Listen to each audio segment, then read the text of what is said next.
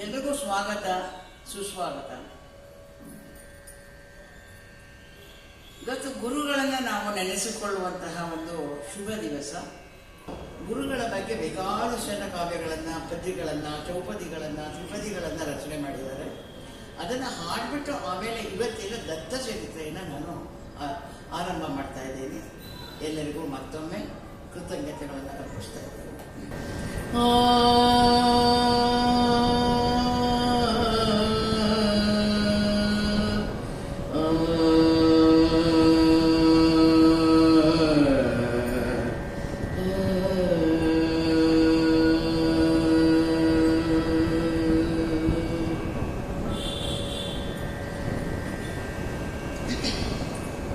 ಗುರುಂ ಗುರುತರಂ ಗಮ್ಯಂ ಗುರುಗಮ್ಯಂ ಗುಣಾಕರಂ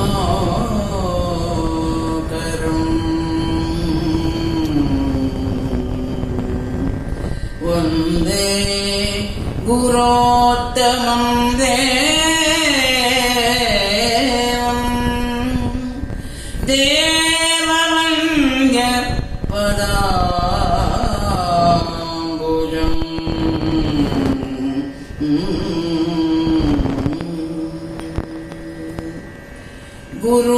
ಗುರುಚರಣಾಂಬುಜ ನಿರ್ಭರಮತ್ತನ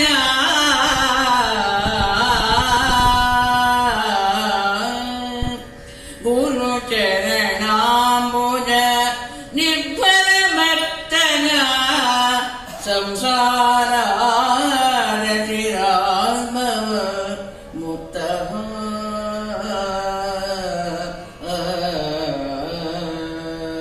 ಗುರುಚರಣಾಂಬುಜ ನಿರ್ಭರ ಭಕ್ತನ ಸಂಸಾರದ ಚಿರಾತ್ಮವ ಮುಕ್ತ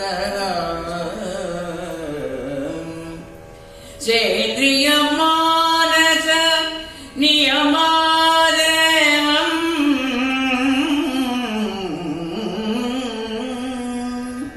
ಸೇಂದ್ರಿಯ ಮಾನಸ ನಿಯಮಾದೇವಂ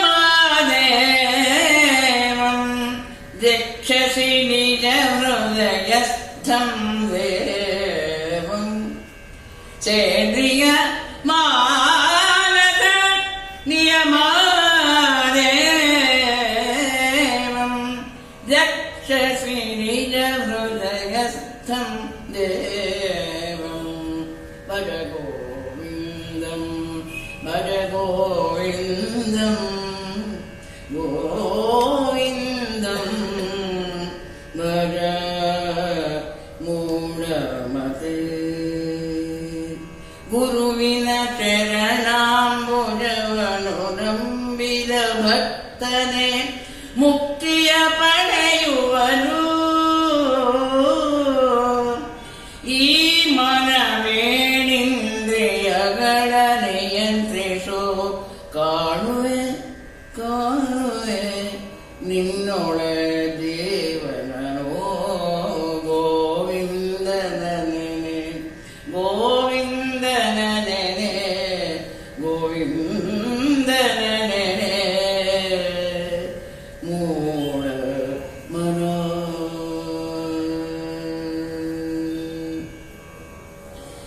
ಶ್ರೀ ಚೆಲುವ ನಾರಾಯಣ ಶತಕ ಅಂತ ಹೇಳಿ ಶತಕ ಅಂದರೆ 100 ಪದ್ಯಗಳಿದೆ. ನಮ್ಮ ಸೋಮೇಶ್ವರ ಶತಕ, ರತ್ನಾಕರ ಶತಕದ ಹಾಗೆ ಇದು ಪ್ರಚಾರದಲ್ಲಿ ಸ್ವಲ್ಪ ಕಡಿಮೆ. ಇವತ್ತಿನ ಒಂದು ಸಂದರ್ಭಕ್ಕೆ ವಿದ್ಯೆಯ ಮಹಿಮೆ ಇರುವಂತಹ ವೃತ್ತವನ್ನು ನಾನು ಹಾಡೋದಕ್ಕೆ ಇಷ್ಟಪಡ್ತಾ ಇದ್ದೀನಿ. ಕಲಿಭೀಮಂ ಕಲಿಭೀಮಂ ನೆರೆಕಂತ ಪಾಕ ಕಲೆಯಿಂದ ಕಲಿಭೀಮಂ ನೆರೆಕಂತ ಪಾಕ ಕಲೆಯಿಂದ ಅಜ್ಞಾತಮಂ ನೀಗಿರಂ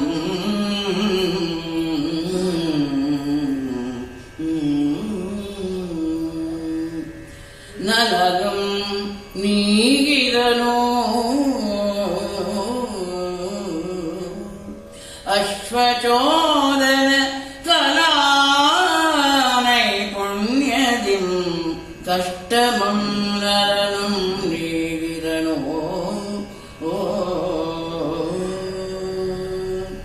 ಕಳೆದಂ ನಾಟ್ಯದ ವಿದ್ಯೆಯಿಂದ ಮೆನರಂ ನೀಡುಂ ವಿಪದ್ಘಾತವಂ ತಿಳಿದ ಹೋಗೋ ನೀಡುಂ ವಿಪದ್ಘಾತವಂ ತಿಳಿದ ಓದು ಆವುದಂ ಒಂದು ಕಾಲಕ್ಕೆ ಅವನೈ ಶ್ರೀ ಚೆಲ್ವನಾರಾಯಣ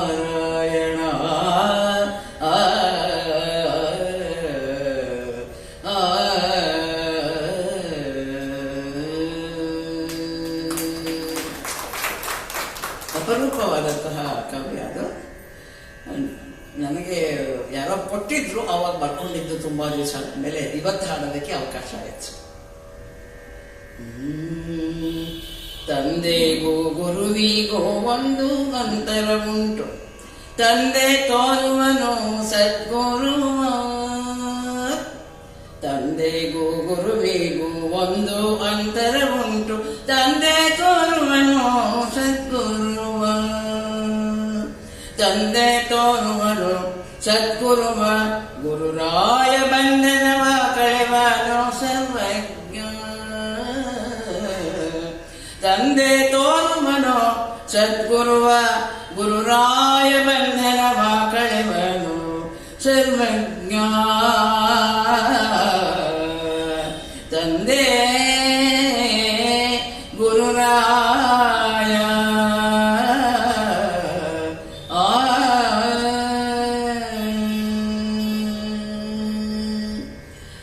ಅರಿವನರಿಯದ ಗುರುವು ಪರಮನರಿಯದ ಶಿಷ್ಯ ನೆರೆಯರಿಯದೆ ಹೋದು.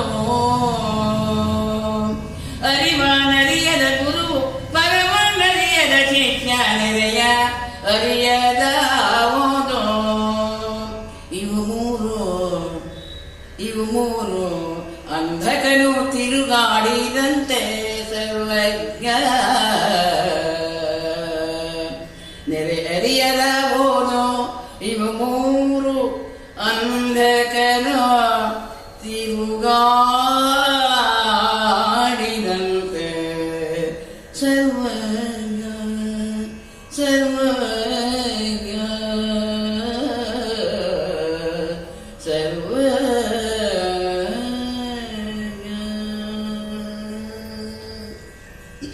ಸುರಗುರು ಬೃಹಸ್ಪತಿಯು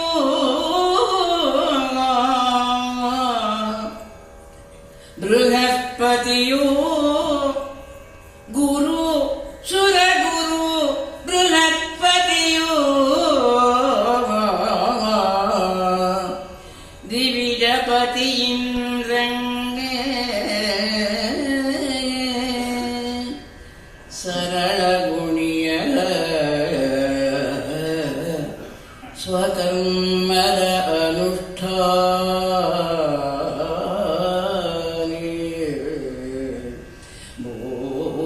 ಭೂಸುರವರಣೋ ವಿಷ್ಣುದತ್ತನ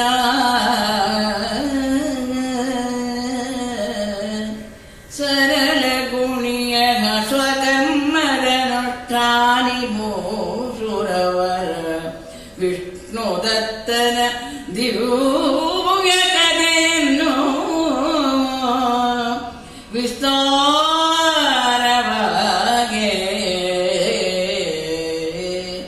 ಬೃಹಸ್ಪತಿಯು ಅರುವಿಣಂ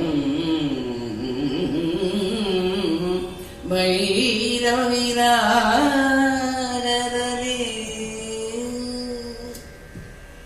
ಶ್ರೀ ಗುರುಭ್ಯೋ ನಮಃ. ವರ್ಣಾನಾಂ ಅರ್ಥಸಂಗಾನಾಂ ರಸಾನಾಂ ಛಂದಸಾಮಪಿ ಮಂಗಳಾನಾಂಚ ಕರ್ತಾರೌ ವಂದೇ ವಾಣಿ ವಿನಾಯಕೋ. ಈಗಾಗಲೇ ಗುರುವಿನ ಬಗ್ಗೆ ಸಾಕಷ್ಟು ಸುಂದರವಾದಂತಹ ಮಧುರವಾದಂತಹ ಗಾನವನ್ನು ನುಡಿದಿದ್ದಾರೆ. ವಿದ್ವತ್ ಸಭೆಯಲ್ಲಿರುವಂತಹ ಎಲ್ಲ ಸಹೃದಯ ಕಲಾಭಿಮಾನಿಗಳಿಗೆ ಮತ್ತೊಮ್ಮೆ ಭಕ್ತಿಪೂರ್ವಕ ನಮನಗಳನ್ನು ಸಲ್ಲಿಸ್ತಾ ಇದ್ದಾರೆ. ದೇವರು ನಮಗೆ ಜೀವವನ್ನ ಕೊಟ್ಟಿದ್ದಾನೆ. ಆ ಜೀವಕ್ಕೆ ಜೀವನದ ಮಾರ್ಗವನ್ನ ಕೊಟ್ಟಂತಹವರು ಗುರುಗಳು. ಪ್ರತಿಯೊಬ್ಬರ ಜೀವನದಲ್ಲೂ ಗುರುಗಳು ಇದ್ದೇ ಇರ್ತಾರೆ.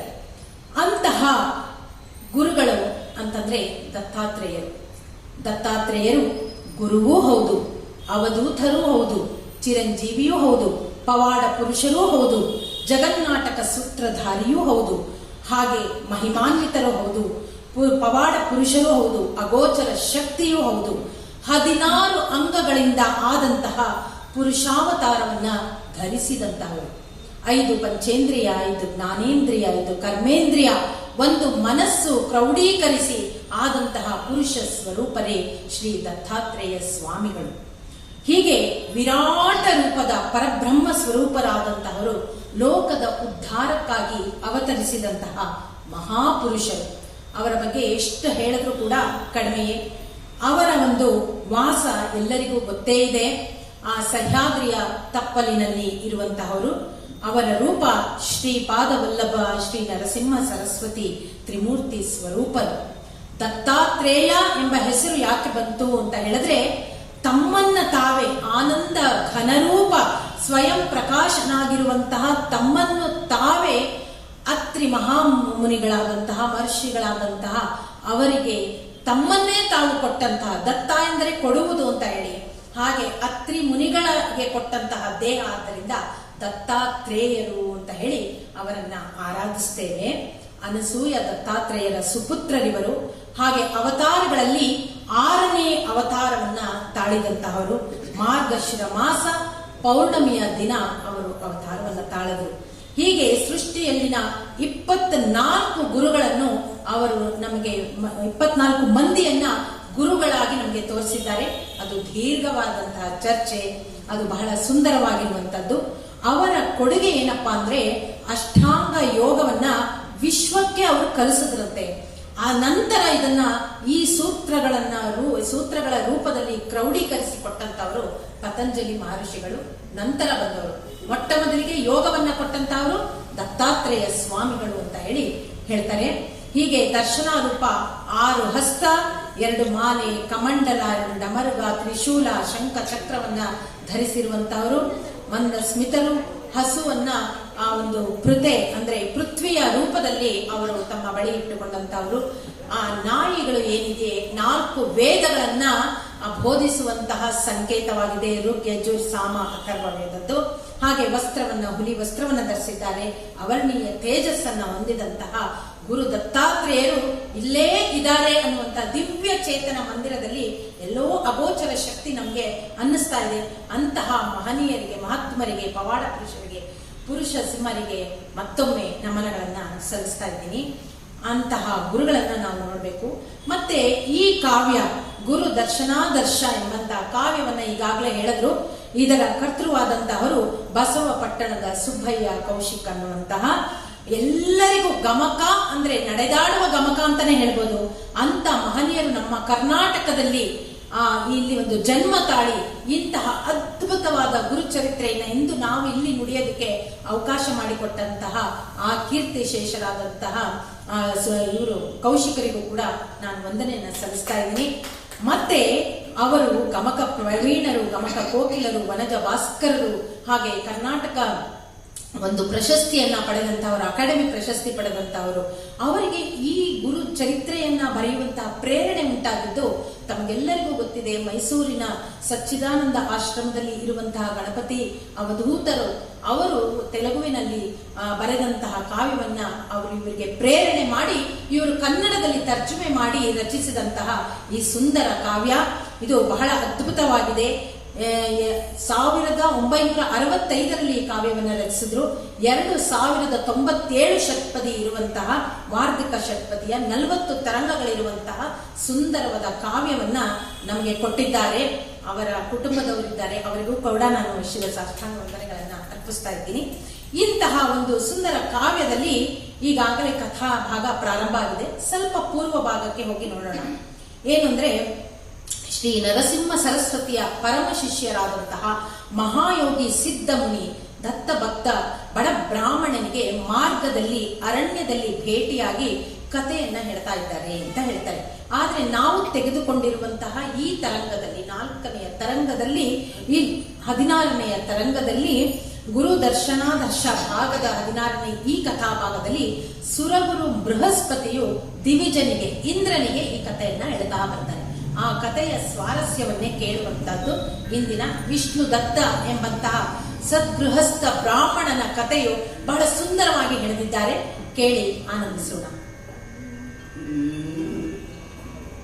ಧರೆಯ ಅಮರನು ವಿಷ್ಣು ದತ್ತನು, ಆತನಿಗೆ ಬ್ರಹ್ಮರಾಕ್ಷಸ ಮಣಿದು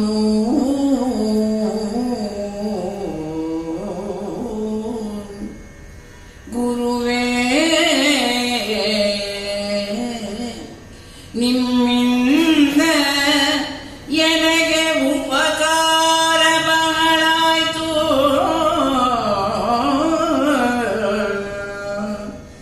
ಕಿರಿದನಿಪ ಕೈಂಕರ್ಯ ಎನದೊಂದ ಸಲ್ಲಿಸಲು ಸಂಕಲ್ಪಗೈಪ್ಪೆನು. ಗುರುವೇ ಇರಿಸದೆ ಅನುಮಾನವನು, ನಿಮಗೆ ಏನು ಬೇಕು ಅದನ್ನು ಮೊರೆಯಿರಿ ಎನಗೆ.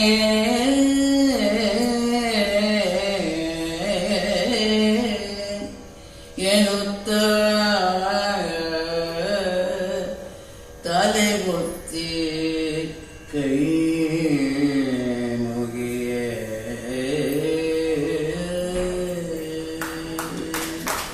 ಬೆರಳ ಮೂಗಿನ ನಿಟ್ಟ ವಿಷ್ಣು ದತ್ತನು ಏನೋ ತೋಚದೆಗೆ ನಿಂದಿದ್ದನು ಶಂಕರಾಭರಣದಲ್ಲಿ.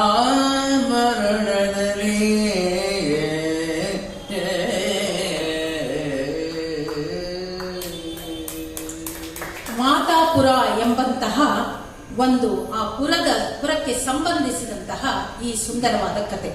ವಿಷ್ಣುದತ್ತ ಹಾಗೂ ಆತನ ಧರ್ಮ ಪತ್ನಿ ಸುಶೀಲೆ ಇಬ್ಬರು ಕೂಡ ಬಹಳ ಸುಂದರವಾದಂತಹ ಪುಟ್ಟ ಸಂಸಾರ, ಬಹಳ ಚತುರೆಯಾದಂತಹ ಪತ್ನಿ ಇದ್ದಳು. ಆ ಸದ್ಗೃಹಸ್ಥ ಬ್ರಾಹ್ಮಣ, ಆತ ಪರಮಜ್ಞಾನಿ, ಬಹಳಷ್ಟು ಒಂದು ವೇದ, ಸಂಸ್ಕೃತ, ಜಪ, ತಪ, ಹೋಮ, ಯಜ್ಞಾದಿ ವೈಶ್ವಾನರವನ್ನೆಲ್ಲ ಮಾಡಿಕೊಂಡು ತುಂಬಾ ಸುಂದರವಾದಂತಹ ಜೀವನವನ್ನ ಸಾಗಿಸ್ತಾ ಇರ್ತಾನೆ. ಅವನಿಗೆ ಊರಿನ ಉಸಾಬರಿ ಬೇಕಿರೋದಿಲ್ಲ. ತಾನಾಯ್ತು, ತನ್ನ ಪತ್ನಿ ಆಯ್ತು, ಪೂಜೆ ಆಯ್ತು, ಪುನಸ್ಕಾರ ಆಯ್ತು, ಇಷ್ಟೇ ಅವನ ಜೀವನವನ್ನ ಕಟ್ಟಿಕೊಂಡಿರ್ತಾನೆ. ಅಂತಹವನು ಪ್ರತಿದಿನ ಯಾಗ ಯಜ್ಞಾದಿಗಳನ್ನ ಮಾಡಿ ಅಲ್ಲಿ ಒಂದು ಹವಿಸ್ಸನ್ನ ಸಮರ್ಪಣೆಯನ್ನ ಮಾಡ್ತಾ ಇರ್ತಾನೆ. ಯಜ್ಞದಲ್ಲಿ ಹವಿಸ್ಸನ್ನ ದೇವತೆಗಳಿಗೆ ತಲುಪಿಸುವಂತಹ ಅಗ್ನಿ ಕಾರ್ಯವನ್ನ ಮಾಡ್ತಾ ಇರ್ತಾನೆ ಆ ನೈಷ್ಠಿಕನವನು.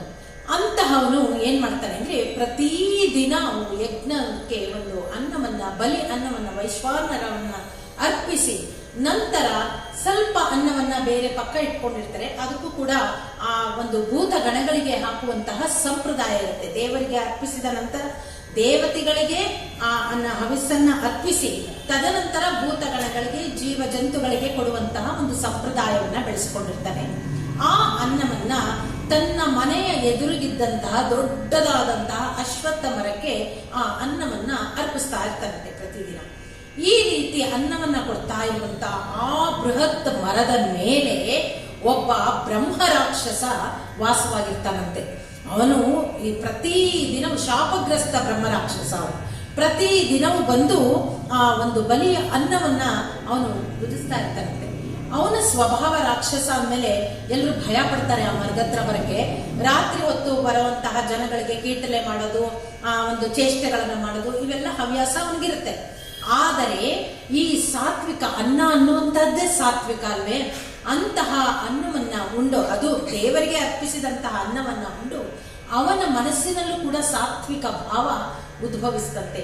ಈ ರೀತಿ ಬ್ರಹ್ಮ ರಾಕ್ಷಸ ಬಹಳ ಒಂದು ಯೋಚನೆಯನ್ನ ಮಾಡದಂತೆ, ಪ್ರತಿದಿನ ನಾನು ಈ ಅನ್ನವನ್ನ ಊಟ ಮಾಡ್ತೀನಿ, ಇವನ ಋಣದಲ್ಲಿದ್ದೇನೆ, ಅವನಿಗೆ ಏನಾದರೂ ಪ್ರತ್ಯುಪಕಾರ ಮಾಡಲೇಬೇಕಲ್ಲ ವಿಷ್ಣುದತ್ತ ಬ್ರಾಹ್ಮಣನಿಗೆ ಅಂತ ಯೋಚನೆ ಮಾಡಿ ಒಂದು ದಿವಸ ಇದ್ದಕ್ಕಿದ್ದ ಹಾಗೆ ಅವನ ಮುಂದೆ ಬ್ರಹ್ಮ ರಾಕ್ಷಸ ಬಂದು ನಿಂತ್ಕೋತಾನಂತೆ.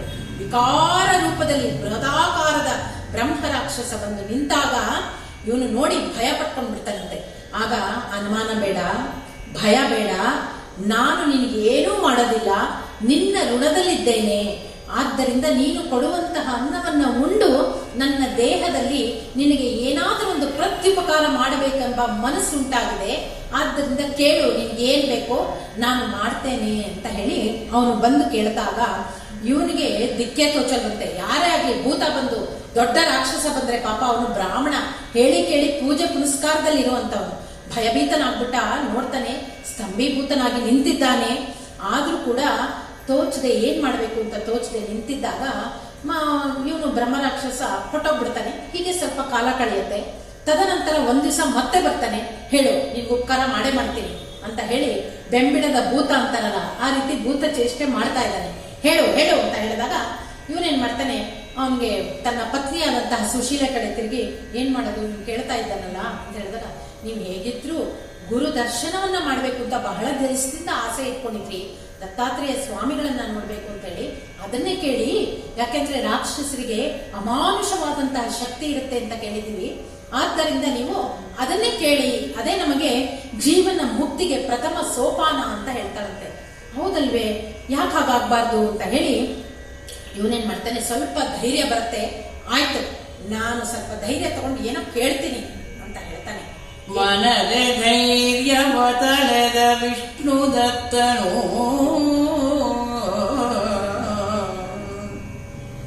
ಮುಂದೆ ವಿನಯದಿ ನಿಂದಿಪ್ಪ ಬ್ರಹ್ಮ ರಾಕ್ಷಸನನ್ನು ಘನ ಗುರುಗಳಾಗಿಪ್ಪ ದತ್ತ ಸ್ವಾಮಿಗಳನ್ನು ತೋರ್ಪೆಯ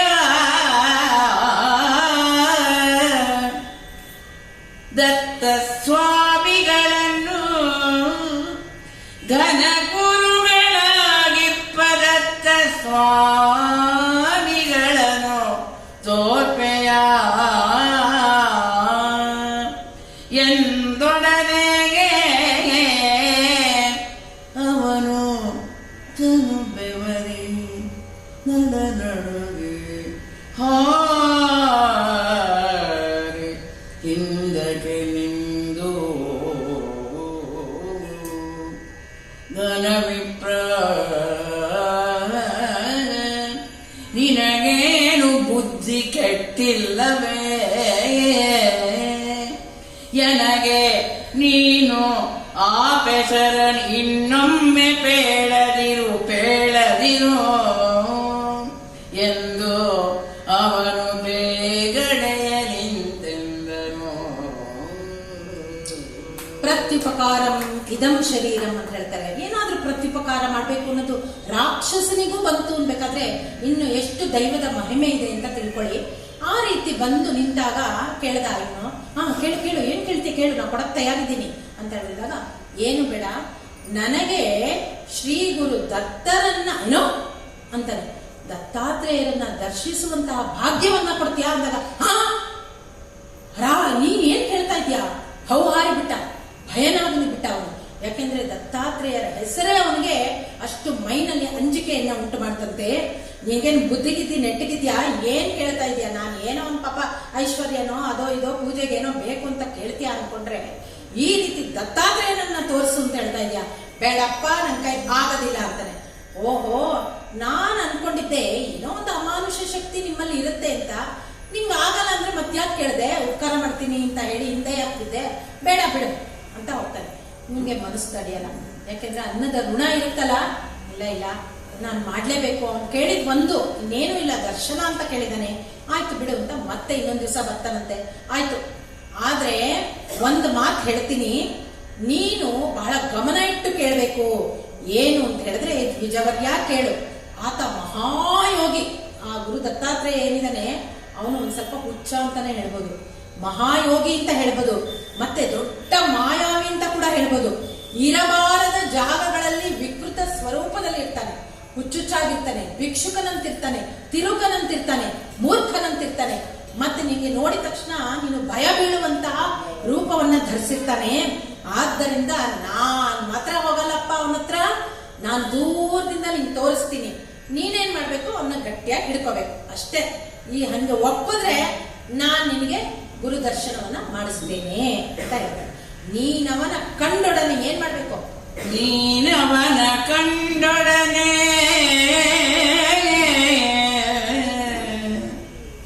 ವಿಪ್ರಾನೇನೋ, ಅವನ ಕಂಡೊಡನೆ ಹಿಂದು ಮುಂದೆಣಿಸದೆ ಶಾನೆ ಬೇಗದಿ ಹೋಗಿ ಪಿಡಿ ಅವನ ಕಾಲುಗಳ. ನಾನು ನಿಂದೆಡೆ ಇರುವೆ ಹತ್ತಿರಕ್ಕೆ ಬರಣಯ್ಯ, ನನ್ನ ನೀ ಗೆಳೆಯಬೇಡ. ನೀನ್ ಅವನ ಪಿಡಿದು ಅವನ ಸೇವಿಸಲು ಇಚ್ಛಿಸಿಯೇ ನಾನು ಆ ಗೊಡವೆಯಲ್ಲಿ ತಿರುಗಲ್ಕೆ ಇಚ್ಛಿಪುದಿಲ್ಲ. ನಾನು ನಿನ್ನನು 3 ಬಾರಿ ಮಾತ್ರವೇ ಆತನು ಇರುವ ಎಡೆಗೆ ಒಯ್ಮೆನೋ ಎಂದರು ಸಾರಂಗರಾಗದರೆ.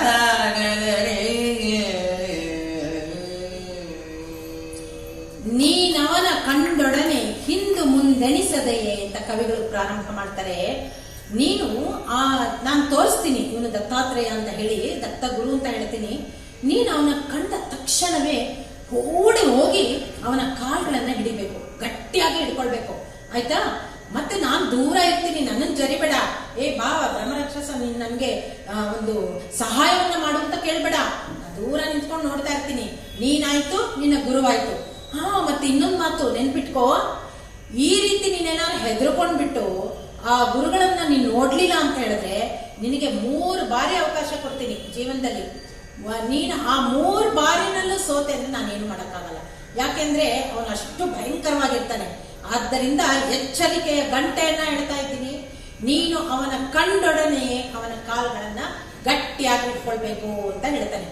ಆಯ್ತು ಅಂತ ಹೇಳ್ತಾನೆ. ಹೀಗೆ ಸ್ವಲ್ಪ ದಿನ ಕಾಲ ಕಳೆಯುತ್ತೆ. ನಂತರ ಒಮ್ಮೆ ಬ್ರಹ್ಮ ರಾಕ್ಷಸ ಓಡ್ ಬಂದು ಹೇಳ್ತಾನೆ, ಬಾ ಬಾ ಬಾ ಇಲ್ಲಿ ಬ್ರಾಹ್ಮಣ, ಬಾಯ್ಲಿ ಬಾಯ್ಲಿ ವಿಷ್ಣು ದತ್ತ, ಏನು ನೋಡು ನೋಡು ನೋಡು ಗುರುದತ್ತರು ಬಂದಿದ್ದಾರೆ, ನೀನು ಹೋಗು ಬೇಗ ಕಾಲಿಡಿ ಅವ್ರನ್ನ ಅಂತ.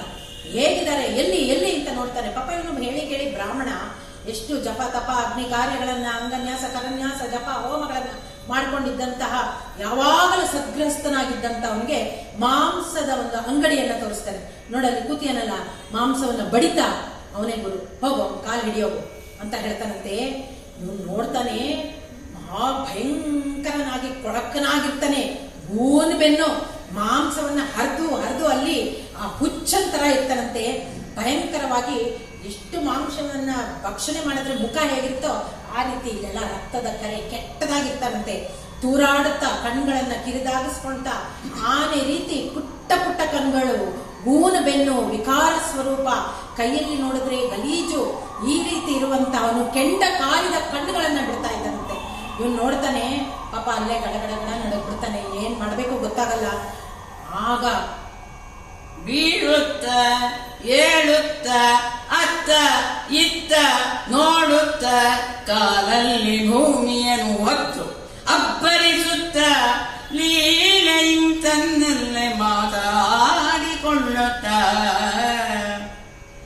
ಸುಮ್ಮನೆ ಒಂದು ಎಡೆ ಕೂರುತ್ತ ಆಳು ಆಲ ಆದರೂ ಕೈಗೆ ಸಿಕ್ಕಿದರೆ ಅವರ ಮೂಳೆ ಮುರಿಯುತ್ತ ಕರುಳ ತೆಗೆವರೋ ಎಂಬಂತೆ ಆಲಿಗಳ ತಿರುಗುತ್ತಿದ್ದನಂತೆ.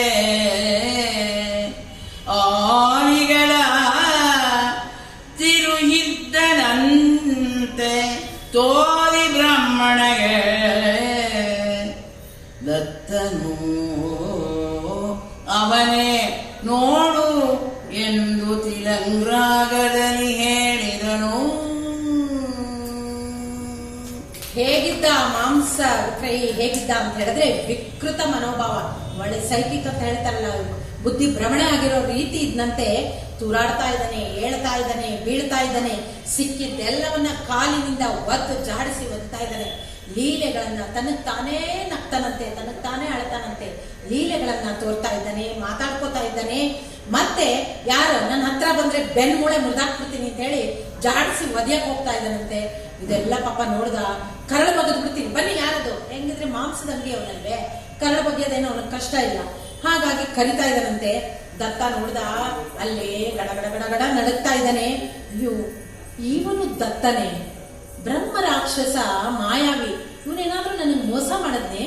ಯಾಕೆಂದ್ರೆ ಕೆಲವರು ಮೋಸ ಮಾಡ್ಬಿಡ್ತಾರೆ, ಬನ್ನಿ ಅಲ್ಲಿ ಇಲ್ಲಿ ಕರ್ಕೊಂಡು ಹೋಗ್ತೀವಿ ಅಂತ. ಮೋಸಕ್ಕೇನು ಕಡಿಮೆ ಇಲ್ಲ ಈ ದೇಶದಲ್ಲಾಗ್ಲಿ ಜಗತ್ತಿನಲ್ಲಾಗ್ಲಿ.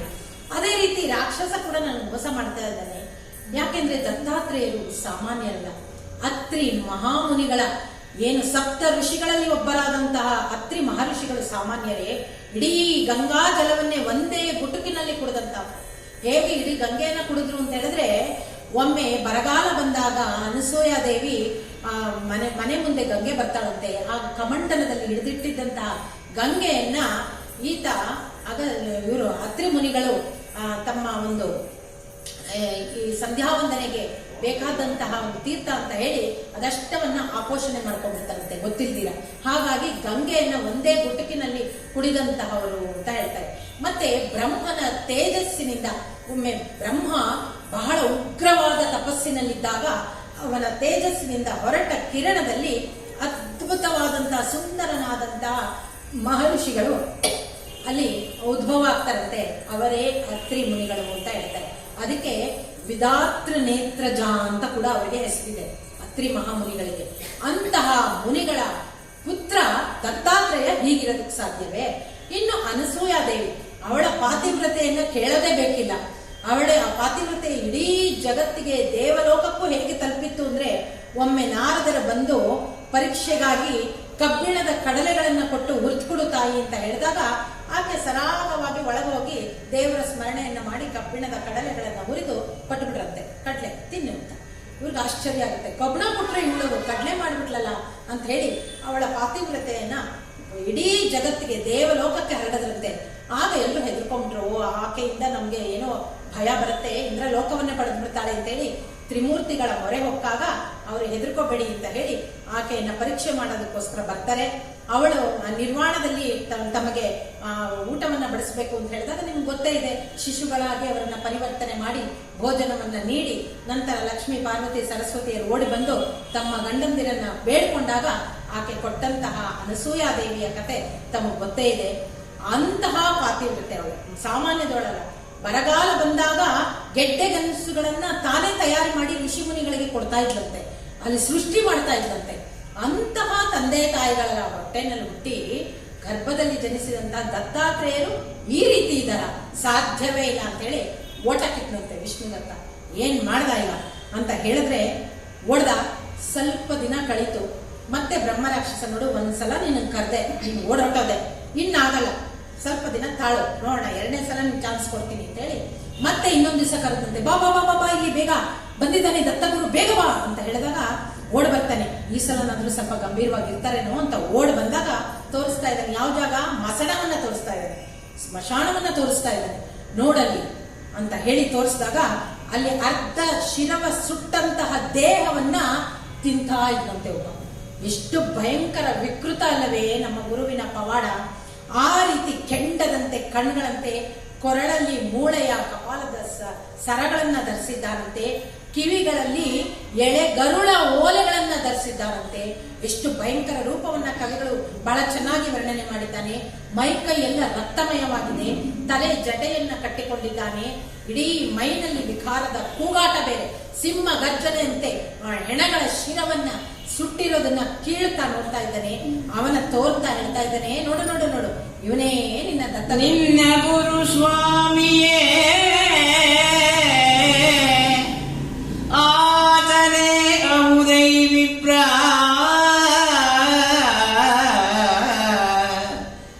ಖಿನ್ನನಾಗದೆ ನೀನು ಎಚ್ಚರಿಕೆ ವಹಿಸುತ್ತ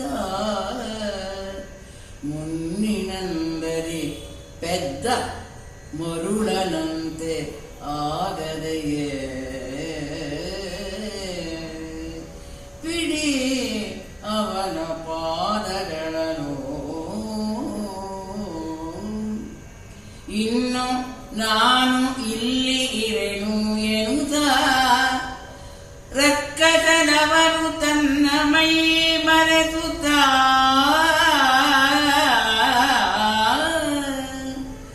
ಓಡಿಪೋದನು. ಇತ್ತ ಚೆನ್ನೆನಿಸುತ್ತ ಆ ದೃಶ್ಯವಂ ಕಂಡ ಭೂಸುರನು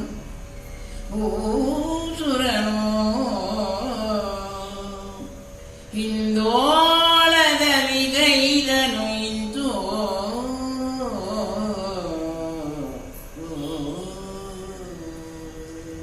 ಏ ವಿಪ್ರೋತ್ತಮ, ಏ ಬ್ರಾಹ್ಮಣ, ಏ ಭೂಸುರನೇ, ವಿಷ್ಣುದತ್ತನೇ, ಹೋಗು, ಕಾಲಿಡಿ, ಹೋಗು ಬೇಗ. ಏನ್ ತಡ ಮಾಡ್ತಾ ಇದೀಯ? ದಡ್ಡಂತರ ನಿಂತಿದ್ಯಲ್ಲ, ಮೂರ್ಖಂತರ ನಿಂತಿದ್ಯಲ್ಲ, ಪೆದ್ದಂತರ ಆಡ್ಬೇಡ, ಹೋಗು ಬೇಗ ಕಾಲಿಡಿ. ನಾನ್ ಮಾತ್ರ ಇರಲಪ್ಪ, ನಾನು ಓಡಾಡ್ತೀನಿ ಮರದ ಮೇಲೆ, ಹೋಗು ಬೇಗ ಅಂತ ಹೇಳಿ ಅವನನ್ನ ಎಚ್ಚರಿಕೆಯ ಮಾತನ್ನ ಹೇಳಿ ಕಳಿಸ್ತಾನೆ. ಇವನ್ ಪಾಪ ತುಂಬಾ ಹೆದರ್ಕೊಂಡ್ಬಿಟ್ಟ. ಈ ರೀತಿ ದೃಶ್ಯವನ್ನ ಕನಸಿನಲ್ಲಿ ಕೂಡ ಕಂಡಿರೋದಿಲ್ಲ ಅವನು. ಮೈಂಡ್ ಗೇಮ್ ಅಂತ ಹೇಳ್ತಾರ, ಆತರ ಮನಸ್ಸಿನಲ್ಲಿ ಹೋಗು ಹೋಗು, ಏನಾಗಲ್ಲ ನಿಂಗೆ, ಹೋಗು ಗುರುದರ್ಶನವನ್ನ ಮಾಡು ಅನ್ನುವಂತ ಮನಸ್ಸಿಗೆ ಟ್ರೈನಿಂಗ್, ಮೈಂಡ್ ಟ್ರೈನಿಂಗ್ ಅಂತ ಹೇಳ್ತೀವಿ ನಾವು. ಮನಸ್ಸಿಗೆ ಯಾವಾಗ್ಲೂ ತುಂಬಾ ಕಷ್ಟ ಬಂದಾಗ ನಮಗ್ ನಾವೇ ಆ ಬುದ್ಧಿಶಕ್ತಿಯನ್ನ ತಗೋಬೇಕಂತೆ. ದೇವರಿದಾನೆ ಅಂತ ಹೇಳ್ಕೊಂಡು, ಇಲ್ಲ ನನ್ಗಾಗತ್ತೆ ಕೆಲಸ, ನಾ ಮಾಡಬಲ್ಲೆ ಅನ್ನುವಂತಹ ಶಕ್ತಿ ಸಾಮರ್ಥ್ಯವನ್ನ ನಾವೇ ತಗೊಳ್ಬೇಕು ಅನ್ನೋದನ್ನೇ ಕವಿಯ ಸಂದೇಶ ಇಲ್ಲಿ ನಾವು ಕಾಣ್ತಾ ಇರೋದು. ಆಗ ವಿಷ್ಣುದತ್ತನಿಗೂ ಕೂಡ ಆ ಒಂದು ಶಕ್ತಿಯನ್ನ ಕೊಟ್ಟು, ಹೋಗು ಕಾಲಿಡಿ ಅಂತ ಹೇಳಿದಾಗ ಇವನು ನಡೆದುಕೊಂಡು ಕಣ್ಣು ಮುಚ್ಚಿಕೊಂಡು ಓಡೋಗಿ ದತ್ತಾತ್ರೇಯರ ಎರಡೂ ಕಾಲುಗಳನ್ನ ಗಟ್ಟಿಯಾಗಿ, ಅಂದ್ರೆ ಮಾಂಸ ವ್ಯಾಪಾರಿಯ ಆ ಶಿರಸ್ಸನ್ನ ಕಡಿದು ತಿಂತಾ ಇರುವಂತಹ ಆ ಮಸಣದ ಆ ಒಂದು ಆಕೃತಿಯ ಕಾಲುಗಳನ್ನ ಗಟ್ಟಿಯಾಗಿಡ್ದ. ಏನಾಯ್ತಾಗ? ಎರಗಿದ ವಿಪ್ರನನು ತಿರುಗಿ ನೋಡಿದ ವ್ಯಕ್ತಿ ಗುರುವರಲ್ಲಿ ಕಂಗಳಿಂ ಕಂಡವನು ಕಾಣಿಸುತ್ತ ಕರದಲ್ಲಿ ಬಿಡಿದಿದ್ದ ಮೂಡೆಯಿಂದ ಎಳಕೊಂಡು ರಪರಪನೆ ಬಡಿಯ ತೊಡಗೆ ಜರಿಯ ಮೈ ಮೂಳೆಗಳು ಕತ್ತರಿಸಿ ವಿಪ್ರನವ ಬರಲಿ ಮೇಲೆ ಓಡಲಡಿಯಾಗುತ್ತಿರೆ ಎರಗಿ ಎಂದು ಬಗಳುತ್ತ ನಾಯಿಗಳು ಮುತ್ತಿಕೊಂಡವು ವಿಪ್ರನಂ ಅಟಾರದಲ್ಲಿ. ಹೀಗೆ ಹಠಾತ್ತನೆ ಪಾದಕ್ಕೆ ಎರಗಿದಂತಹ ಒಬ್ಬ ಬ್ರಾಹ್ಮಣನನ್ನ ಕಂಡು ಗಹಗಹಿಸಿ ನಕ್ಕುತ್ತಾ, ದಿಟ್ಟಿಸಿ ನೋಡುತ್ತಾ, ಕಣ್ಗಳಲ್ಲಿ ಕೆಂಡವನ್ನ ಕಾರುತ್ತಾ, ಕೈಗಳಲ್ಲಿ ಹಿಡಿದಿದ್ದ ಮೂಳೆಗಳ ಸರವನ್ನ ತಗೊಂಡು ರಪ ರಪ ರಪನೆ ಆ ಬ್ರಾಹ್ಮಣರಿಗೆ ಹೊಡೆದಂತೆ. ಯಾರು? ಆ ಒಂದು ಮಸಣದಲ್ಲಿ ಇದ್ದಂತಹ ವಿಕೃತ ವೇಷದ ದತ್ತ ರೂಪದ ಆ ಮನುಷ್ಯ. ಹೀಗೆ ಹೊಡೆದಾಗ ಮೈ ಎಲ್ಲ ಕತ್ತರಿಸಿ ಹೋಗ್ತಂತೆ. ಪಾಪ ಸುಮ್ಮನೆ ಒಂದು ಕಾಲು ಹಿಡಿದಿದ್ದಕ್ಕೆ ಏಳು ಬೀಳೋ ರೀತಿ ಹೊಡೆದಿದ್ದಾನೆ ಅಂದ್ರೆ ಏನ್ ಹೇಳೋಣ ಹೇಳಿ. ಮೊದ್ಲೇ ಹೆದರ್ಪಕ್ಲ ಅವನು. ಎಚ್ಚೆತ್ತು ವಿಪ್ರ ಓಡಟಗಣಪ್ಪ, ಯಾವ ದತ್ತಾತ್ರೇಯರು ಬೇಡ ಏನು ಬೇಡ ಅಂತೇಳಿ ಓಡಲು ಯತ್ನಿಸ್ತಾ ಇದ್ದಾರಂತೆ. ನಾಯಿಗಳು ಸುಮ್ಮನೆ ಬಿಡತ್ತೆಯೇ? ಅಲ್ಲೇ ಇದ್ದಂತಹ ನಾಯಿಗಳು ಈಗ ಮೇಡಮ್ ಅವರು ತಮ್ಮ ಒಂದು ವಾಚನದಲ್ಲೇ ಬಹು ಬಹು ಅಂತ ಬಳಿ ತೋರಿಸಿದಾರಲ್ಲ, ಆ ರೀತಿ ಬಹು ಬಹು ಅಂತ ಹೇಳಿ ಎಲ್ಲ ನಾಯಿಗಳು ಕೂಡ ಮುಂತಾಕೊಂಡ್ ಬಿಡ್ತಂತೆ. ಓಡ್ದ ಓಡ್ದ ಓಡ್ದ ವಿಷ್ಣುದತ್ತ. ಪಂಚ ಎಲ್ಲ ಬಿದ್ದೋಗಿದೆಯಂತೆ ದಾರಿನಲ್ಲಿ. ಅಪ್ಪ ಪಂಚೆನೆಲ್ಲ ಎಳ್ಕೊಂಡು ಹ್ಞೂ ಅಂತ ಹೇಳಿ ಎದುರಿಸು ಬಿಡ್ತಾ ತನ್ನ ಮನೆಯ ಬಾಗಿಲಿಗೆ ಬಂದು ಆ ಪಂಚೆ ಸುತ್ಕೊಂಡು ಬಾಯಲ್ಲೆಲ್ಲ ನೊರೆ. ಏನ್ರಿ ಏನಾಯ್ತು ಅಂದ್ರೆ ಸುಮ್ಮನೆ ಏನು ಪಂಡಿತವರಿಯ ನೀವು ಇಷ್ಟು ವೇಗದಲ್ಲಿ ಜೇನು ಪುಳಂಪಾಳುವನು ಪಾವಿರಿ ಎಂದು ಇರಲಿಲ್ಲ ನಾನು. ಏನಾದರೇನಂತೆ ಅಂತೂ ಧೈರ್ಯದಿಡಿಯು ಓಡಿ ಬಂದಿರ್ಪಿರೈಸೆ. ಶಾನೆ ಓಡಿಯ ನೀವೋ ಹೀಗೆ ಬೆದರುವಿರಿ ಎಂದು ನಾನರಿತುದಿಲ್ಲಪ್ಪ. ಆದುದಾಯಿತು ಮತ್ತೆ ನಾನು ಮಾತು ಇತ್ತಂತೆ ಇನ್ನೊಮ್ಮೆ ಕರೆದೊಯ್ವೆನು ಎನ್ನ ಸುರ ಮೈಗಳೆನು. ಅಪ್ಪ ಏನಾಯ್ತಪ್ಪ ಪಂಡಿತ ಅಂತ ಅಲ್ಲಿ ಮರದ ಮೇಲೆ ಕುತ್ಕೊಂಡು ನಗ್ತಾ ಇದ್ದಾನಂತೆ ಬ್ರಹ್ಮರಾಕ್ಷಸ. ಹೆಂಡತಿ ಬೇರೆ ಇಲ್ಲಿ ಏನ್ರಿ ಆಯ್ತು ಅಂತ ಅವಳು ಕೇಳ್ತಾ ಇದ್ದಾಳೆ. ಅಲ್ಲಿ ಅವನ್ ಬ್ರಹ್ಮರಾಕ್ಷಸ. ಇವನು ಮೊದ್ಲೇ ಹೆದ್ರಿ ನಡ್ಗೋಗ್ಬಿಟ್ಟಿದ್ದಾನೆ ಪಾಪ. ಗಡ ಗಡ ನಡುತ್ತಾ ಸುಮ್ಮನೆ ಅಂತ ಹೆಂಡ್ತಿನ ಹೇಳ್ಬೋದು, ರಾಕ್ಷಸ ನಂಗೆ ಹೇಳಕ್ಕಾಗ್ತದೆ. ಅವ್ನು ತಿಂದ್ಬಿಟ್ರೆ ಇರೋ ಭಯನೂ ಹೊಟ್ಟೋಗುತ್ತೆ ಅವನಿಗೆ. ಆ ರೀತಿ ಭಯದಲ್ಲಿ ಏನ್ ಮಾಡ್ತಾನಂತೆ, ಆಗಲ್ಲಪ್ಪ ನನ್ನ ಕೈಲಂತೂ ಆಗ್ಲಿಲ್ಲ ಅಂತ ಹೇಳಿದಾಗ, ನೋಡು 2 ಸಲ ನೀವು ಅವಕಾಶ ಮಾಡ್ಕೊಟ್ಟೆ ಹೋಗಿ ಕಾಲು ಹಿಡಿ ಅಂತ, ನೀನು ಮಾಡ್ಲಿಲ್ಲ. ಇನ್ನು ಕಡೇ ಬಾರಿ 3ನೇ ಅವಕಾಶ ಇದೆ. ಆ ಅವಕಾಶ ಕಳ್ಕೊಂಡ್ರೆ ನಾನೇನು ಮಾಡಕ್ ಸಾಧ್ಯ ಇಲ್ಲಪ್ಪ. ನಿನ್ನ ಋಣದಲ್ಲಿದ್ದೇನೆ ಅಂತ ಹೇಳಿ ನಿನಗ್ ಸ್ವಲ್ಪ ಏನೋ ಸಹಾಯ ಮಾಡೋಣ ಅಂತ ಬಂದೆ ಅಂತ ಹೇಳಿದಾಗ ಇವನು ತಲೆ ತಗ್ಗಿಸಿಕೊಂಡು ಮೌನದಲ್ಲಿ ಮತ್ತೆ ಶಾಂತಿಯಿಂದ ಹೆಂಡತಿ ಹೇಳ್ತಾಳೆ, ಆದಾಯ್ತು ರೀ, ತಪ್ಪಾಯ್ತು ಬಿಡಿ, ನನ್ನಿಂದ ತಾನೇ ನಿಮ್ಗೆ ಈ ಮನಸ್ಥಿತಿ ಬಂದಿದ್ದು. ನಾನ್ ತಾನೇ ಹೇಳಿದ್ದು ಗುರು ದರ್ಶನ ಮಾಡ್ಬೇಕು ಅಂತ ಕೇಳಿ ರಾಕ್ಷಸನ ಅಂತ ಹೇಳಿ, ನನ್ನಿಂದ ನಿಮ್ಗೆ ಇಷ್ಟೆಲ್ಲ ಕಷ್ಟ ಆಯ್ತು. ಮಾತಾಡ್ಬೇಡ ಸುಮ್ಮನೆ ನೀನು, ನಾನು ತುಂಬಾ ಟೆನ್ಷನ್ ಆಗಿದ್ದೀನಿ ಅಂತ ಹೇಳಿ ಅವನು ಕೂಡ ಬೈದು ಬಿಡ್ತಾನೆ ಹೆಂಡತಿನ. ಸ್ವಲ್ಪ ದಿನ ಹೀಗೆ ಕಳೆಯುತ್ತೆ. 1 ದಿನ ಮತ್ತೆ ಬ್ರಹ್ಮ ರಾಕ್ಷಸ ಬರ್ತಾನೆ. ನೋಡು, 3ನೇ ಬಾರಿ ಕಡೇ ಚಾನ್ಸ್ ಕೊಡ್ತಾ ಇದ್ದೀನಿ ನಿಮ್ಗೆ. 3ನೇ ಬಾರಿ ಈಗ ತೋರಿಸ್ತಾ ಇದ್ದೀನಿ. ಆ ದತ್ತ ರೂಪದ ಮನುಷ್ಯ ಬಂದಿದ್ದಾನೆ, ಹೋಗು ಬೇಗ ಹೋಗಿ ಕಾಲಿಡಿ. ಎಲ್ಲಿದ್ದಾನೆ? ಬಾ, ಹರಿಜನರ ಕೇರಿಯಲ್ಲಿದ್ದಾನೆ ಸ್ವಾಮಿ, ನೋಡು ಬಾ ಅವನ್ನ ಅಂತ ಹೇಳಿ ಆ ರೂಪದಲ್ಲಿರುವಂತಹ ಪರೀಕ್ಷೆ ಮಾಡಲು ಭಗವಂತ ವಿವಿಧ ರೂಪಗಳಲ್ಲಿ ಬರ್ತಾನಂತೆ. ಅದಕ್ಕೆ ನಾವು ಹೇಳ್ತೀವಿ, ಯಾವ ರೂಪದಲ್ಲಿ ಮನೆಗೆ ಬರ್ತಾರೋ ಅತಿಥಿ ದೇವೋಭವ ಆಚಾರ್ಯ ದೇವೋಭವ ಅಂತ ಅನುಶಾಸನದಲ್ಲಿ ಹೇಳಿರುವ ನುಡಿಯಂತೆ ಮನೆಗೆ ಯಾರೇ ಬಂದ್ರು ಕೂಡ ಬನ್ನಿ ಕೂತ್ಕೊಳ್ಳಿ ಅಂತ ಒಂದು ಲೋಟ ನೀರು ಕೊಡ್ಬೇಕು ಅಂತ ಹೇಳ್ತೀವಿ. ಈಗ ಯಾರು ನೀವು ಕೂತ್ಕೊಳ್ಳಿ ನಿಂತ್ಕೊಳ್ಳಿ ಅಂತ ಹೇಳಿ ಬಾಗ್ಲೆ ತೆಗೆಯಲ್ಲ ನಾವು, ಯಾಕಂದ್ರೆ ಜಗತ್ ಹಾಗಾಗಿದೆ, ಭಯ ಹಾಗೆ ಹುಟ್ಟಿಸಿದೆ. ಆದ್ರೆ ಇಲ್ಲಿ ಏನ್ ಹೇಳ್ತಾರೆ ಅಂದ್ರೆ, ಯಾವ ಒಂದು ಅತಿಥಿಗಳು ಯಾವ ರೂಪದಲ್ಲಿ ಬಂದರೂ ಕೂಡ ನಾವು ಅವರನ್ನ ಆಧರಿಸ್ಬೇಕಂತೆ.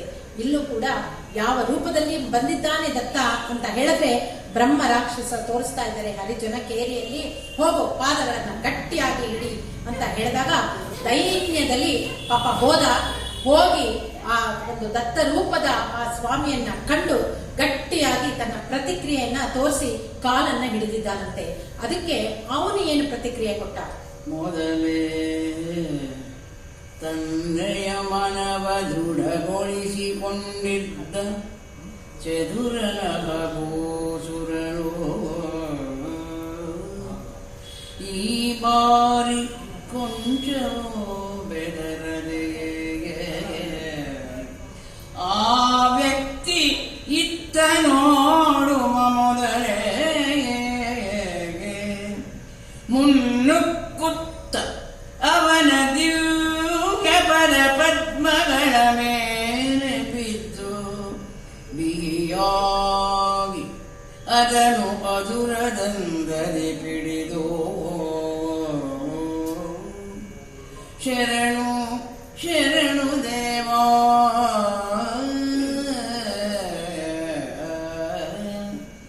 ದೇವಾ ಶರಣು ಹೃದಯ ಶೂನ್ಯನ ಸರಹೋ ಸರಹೋ ಸರಹೋ ಎನ್ನುತ್ತ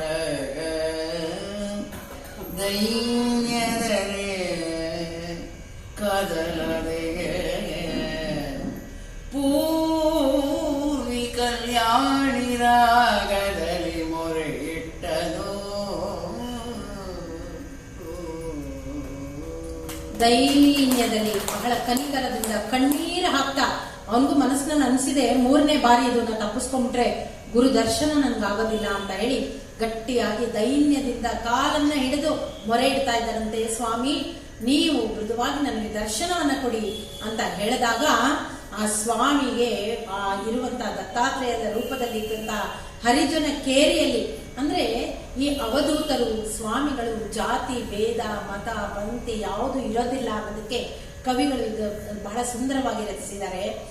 ಯಾವ ಕೇರಿಯಲ್ಲಾದ್ರೂ ಇರ್ಬೋದು, ಯಾವ ರೂಪದಲ್ಲಿ ಇರಬಹುದು, ಯಾವ ಆಕಾರದಲ್ಲೂ ಇರ್ಬೋದು. ಹಾಗೆ 84 ಜೀವಕೋಟಿ ರಾಶಿಗಳಲ್ಲಿ ಯಾವ ರೂಪವನ್ನು ಬೇಕಾದ್ರೂ ಅವರು ಧರಿಸ್ಬೋದು ಅನ್ನೋದಕ್ಕೆ ಇದು ಉತ್ತಮ ಉದಾಹರಣೆ. ಅಂತಹ ಸ್ವಾಮಿಯು, ಅಂತಹ ದತ್ತಾತ್ರೇಯರು ಈ ರೂಪದಲ್ಲಿದ್ದಾರೆ, ಈ ಒಂದು ಕೆಟ್ಟ ಜಾತಿಯ ಕೀಳು ಜಾತಿಯ ಒಂದು ರೂಪದಲ್ಲಿ ಕಾಣಿಸ್ತಾ ಇದ್ದಾರೆ ಎಂದಾಗ ಅವನು ಯಾವುದು ಮನಸ್ಸಲ್ಲಿ ಇಟ್ಕೊಳ್ಳಲ್ಲ. ನಾನು ಬ್ರಾಹ್ಮಣ, ಪೂಜೆ ಅನುಷ್ಠಾನಗಳನ್ನ ಮಾಡುವಂತಹವನು ಅಂತ ಯಾವುದು ಮನಸ್ಸಿಗೆ ಇಟ್ಕೊಳ್ಳದಿರ ದತ್ತಾತ್ರೇಯರ ದರ್ಶನ ಆಗ್ಬೇಕು ಅನ್ನೋದಷ್ಟೇ ಅವನ ಮನಸ್ಸಿನಲ್ಲಿ ಯೋಚನೆಯನ್ನ ಮಾಡಿ ಅವರ ಕಾಲ್ಗಳನ್ನ ಹಿಡಿದಾಗ ಅವನಿಗೆ ಕೋಪ ಬಂದ್ಬಿಡ್ತಂತೆ. ಏನ್ ಮಾಡ್ದ ಅವನು?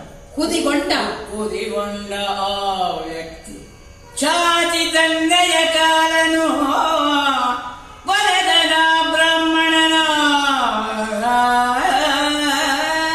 ಬ್ರಾಹ್ಮಣನ ಮುಖವ ಜಿಗಿ ಜಿಗಿಯವನು ಕದುಬಿ ಬೈಯುತ್ತ ಅವನ ಮುಖಕ್ಕೆ ಕ್ಯಾಕರಿಸುತ್ತ ಮೂಳಿ ತನ್ನ ಕೈಲಿಯ ಮೂಳೆಯಿಂ ಸರೆ ಬೆಳೆದು ಬೆನ್ಮೂಳೆ ಮುರಿವಂತೆ ಮತ್ತವನ ಒದೆಯುತ್ತ ನಿನ್ನ ಸಾಯಿಸಿ ಬಿಡುವೆನೆಂದೆನುತ ಅದ್ಭುತವ ತೋರಿದನೋ ಕೇದಾರಕ್ಕೆ ಮುಟ್ಟುವ ಗೌಳವೇ ಈರಾಗ ನಿನ್ನ ಸಾಯಿಸಿ ಬಿಡುವೆನೆಂದೆನುತ ಅದ್ಭುತವ ತೋರಿದನು ವಿಷ್ಣು ದತ್ತನು ಸ್ವಾಮಿ ಪಾದಗಳ ಬಿಡಲೇ ಇಲ್ಲ.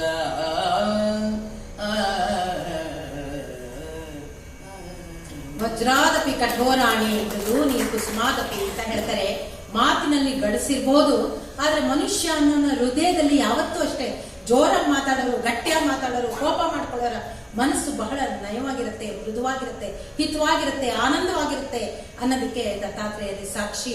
ಇಲ್ಲೂ ಕೂಡ ಇವನು ಗಟ್ಟಿಯಾಗಿ ಪಾದವನ್ನ ಹಿಡ್ಕೊಂಡ್ಬಿಟ್ಟಿದ್ದಾನಂತೆ. ಎಷ್ಟು ಬೇಕಾದ್ರೂ ಹೊಡೀರಿ, ಎಷ್ಟು ಬೇಕಾದ್ರೂ ತಳ್ಳಿ, ಕ್ಯಾಕ್ರ ಸುಗ್ದಿಯರಂತೆ ಮಖಕ್ಕೆ. ಆ ಎಂಜುನನ್ನೇ ಒರೆಸ್ಕೊಂಡ್ಬಿಟ್ಟು ಇರ್ಲಿ, ಏನಾದ್ರೂ ಮಾಡಿ ನಾನು ನಿಮ್ ಕಾಲ್ ಬಿಡೋದಿಲ್ಲ ಅಂತ ಹೇಳಿ ಗಟ್ಟಿಯಾಗಿ ಅವರ ಕಾಲುಗಳನ್ನ ಹಿಡಿದಿದ್ದಾಗ ಆ ಕಾಲುಗಳಿಂದ ಜಾಡಿಸಿ ಒದೆಯುತ್ತಾ ಕೆಟ್ಟ ಕೆಟ್ಟ ಆ ಒಂದು ಅವಾಚ್ಯ ಶಬ್ದಗಳಿಂದ ಬೈಯುತ್ತಾ ತಿರಸ್ಕರಿಸುತ್ತಾ ಮೂಳೆಗಳಿಂದ ಅವರ ಬೆನ್ಮೂಳೆ ಬಾರಿಸುವಂತೆ ಹೊಡೆದುತ್ತಾ ಎಂತ ಅದ್ಭುತವನ್ನ ತೋರಿಸ್ತಾ ಇದ್ದಾರೆ. ಇದು ಒಂದು ಅದ್ಭುತನೇ, ವಿಕೃತ ರೂಪದ ಅದ್ಭುತ ಅಂತ ಹೇಳ್ಬೋದು. ಯಾಕೆಂದ್ರೆ ಸ್ವಾಮಿಗಳ ದರ್ಶನವನ್ನ ಮಾಡಿದಾಗ ಎಷ್ಟು ಚೆನ್ನಾಗಿ ಕೊಂಡಾಡ್ತೀವಿ, ಈ ವಿಕೃತ ರೂಪವನ್ನು ಕೊಂಡಾಡ್ಬೇಕು ಅವಧೂತರಲ್ವೇ. ಹಾಗಾಗಿ ವಿಷ್ಣು ದತ್ತ ಕಾಲನ್ನೇ ಬಿಡಲೇ ಇಲ್ಲ. ಈ ಬರ ಹುಚ್ಚಾಟ ಮಿತಿ ಮೀರಿ ಹೋಗಿತ್ತು. ಇವನ್ ಬಿಡಲ್ಲ ಅಂತ ಅವನು ಬಿಡಿಸ್ಕೊಂಡು ಹೋಗ್ಬೇಕು ಅಂತ ಹೇಳಿ ಹೊಡಿತಾ ಇದ್ದಾನೆ, ಬಡಿತಾ ಇದ್ದಾನೆ. ಆಗ ಗುರುಗಳ ಮನಸ್ಸು ಬಹಳ ಮೃದುವಾಗಿ ಹೋಗ್ತಾ ಇದೆ. ಏನಾಯ್ತು? ಬಹಳ ಅಚ್ಚರಿಯಾಗೋಯ್ತು. ಮುಂದೇನಾಯ್ತು? ಅಚ್ಚರಿಯನೇ ನಂಬೆದೇವೇಂದ್ರ ಮುಂಗಡೆಯೇ ಸಚ್ಚರಿತ ಗುರುವರನು ಕಾಷಾಯ ವಸ್ತ್ರಗಳ ಸ್ವಚ್ಛಂ ನೆನೆಧರಿಸಿದ್ದು ಹುಸಿನಗೆಯ ಬೀರುತ್ತದೆ ಅಭಯ ಹಸ್ತವ ತೋರುತ್ತ ಅಚ್ಚ ಬೆಳದಿಂಗಳನ್ನು ಮುಖದಲ್ಲಿ ಪಸರಿಸುತ್ತ ಉಚ್ಚ ದರ್ಭಾಸನದ ಮೇಲೆ ಪದ್ಮಾಸನದಿ ಬಿಚ್ಚು ಮನದಿಂದಿರ್ಪ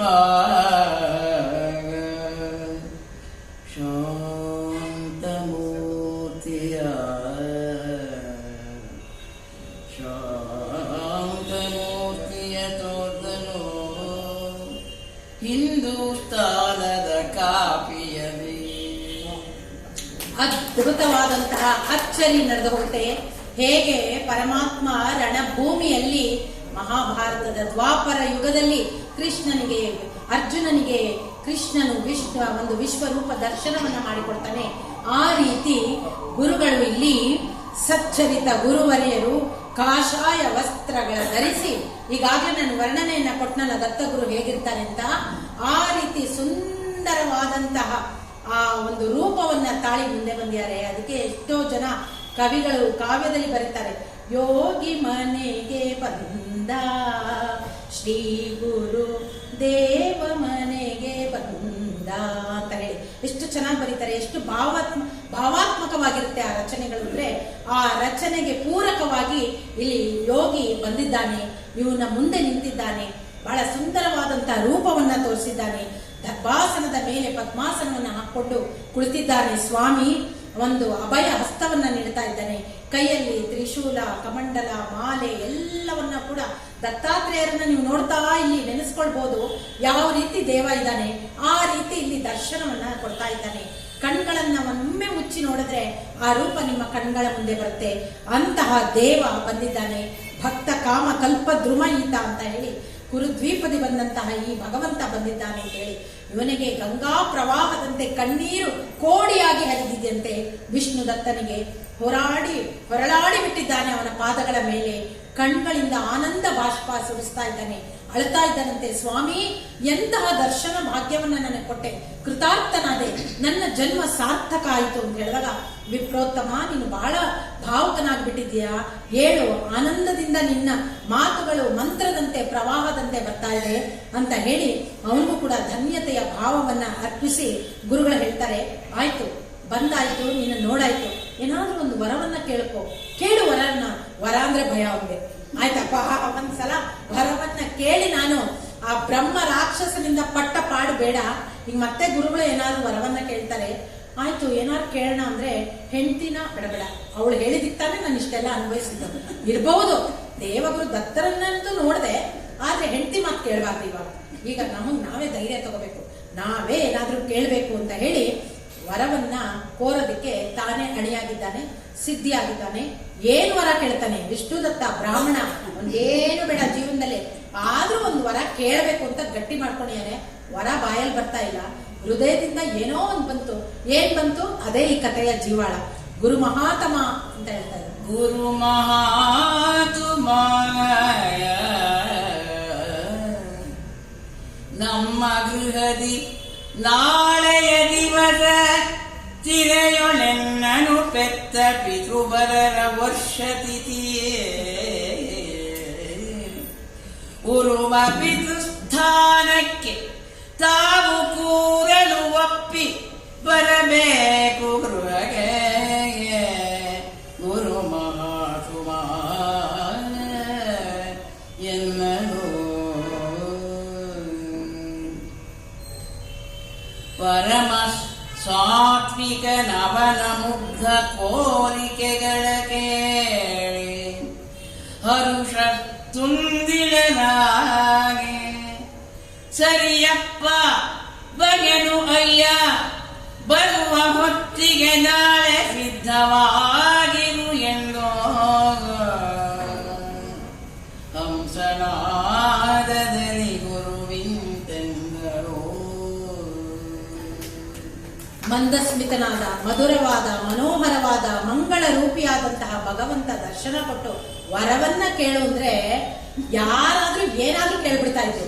ಏನೋ ಒಂದು ಮನೆನೋ ಬಾಗ್ಲೋ ಐಶ್ವರ್ಯನೋ ಅಥವಾ ಯಾವುದೋ ಒಂದು ಕೇಳ್ತಾ ಇದ್ರು. ಈ ವಿಚಿತ್ರ ಬ್ರಾಹ್ಮಣ ಯಾವ ಕಥೆನಲ್ಲೂ ಕೇಳಿಲ್ಲ. ಬಹುಶಃ ನೋಡ್ತಾನೆ, ವರನ ನಾನ ಕೇಳ್ಬೇಕಾ, ನಾಳೆ ನಮ್ಮ ಅಪ್ಪನ ತಿಥಿ, ನಾಳೆ ನನ್ನ ಹೆತ್ತವರು, ನನ್ನ ತಂದೆ ತಾಯಿಗಳು, ಈ ಭೂಮಿಯಲ್ಲಿ ನನ್ನ ತಂದಂತಹ ಮಾತಾ ಪಿತೃಗಳಿದಾರಲ್ಲ, ಅಂತಹ ಪಿತೃದೇವನ ಕಾರ್ಯ ನಾಳೆ, ನೀವು ಬರಬೇಕು, ನೀವು ಬ್ರಾಹ್ಮಣನಾಗಿ ನಮಗೆ. ಇದು ಒಂದು ವರವೇ. ಎಷ್ಟು ಅಚ್ಚರಿಯಾಗಿದೆ, ಅಚ್ಚರಿಯನ್ನ ಮೂಡಿಸ್ತಾ ಇದೆ.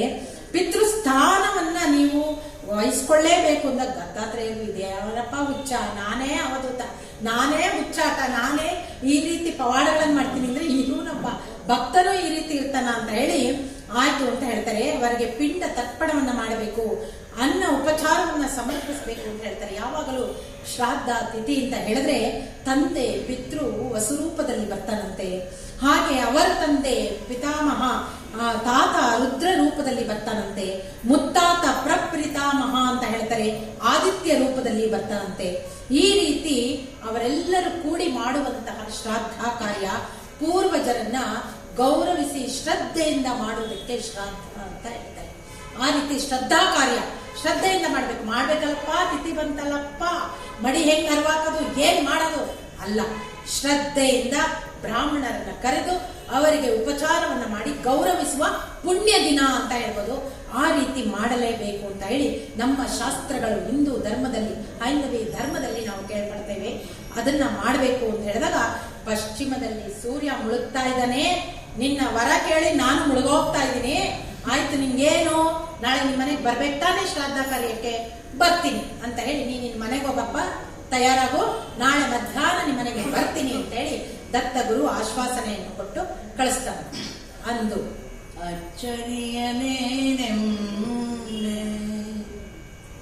ಅಚ್ಚರಿಯನು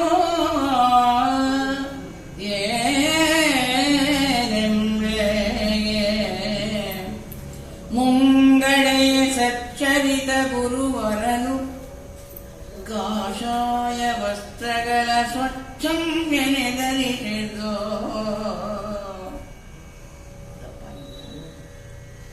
ಕುಶಿಲಗೆಯ ಬೀರುತ್ತಲೇ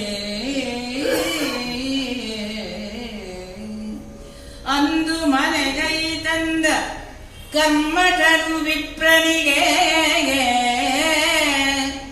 ಒಂದಿರಿತು ರಾತ್ರಿಯಲ್ಲಿ ಹತ್ತಲಿಲ್ಲವು ನಿದ್ದೆ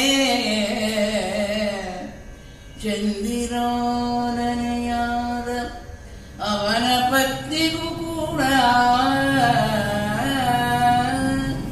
ನಿದ್ದೆ ರಾತ್ರಿಯಲ್ಲಿ ಹತ್ತಲಿಲ್ಲವು.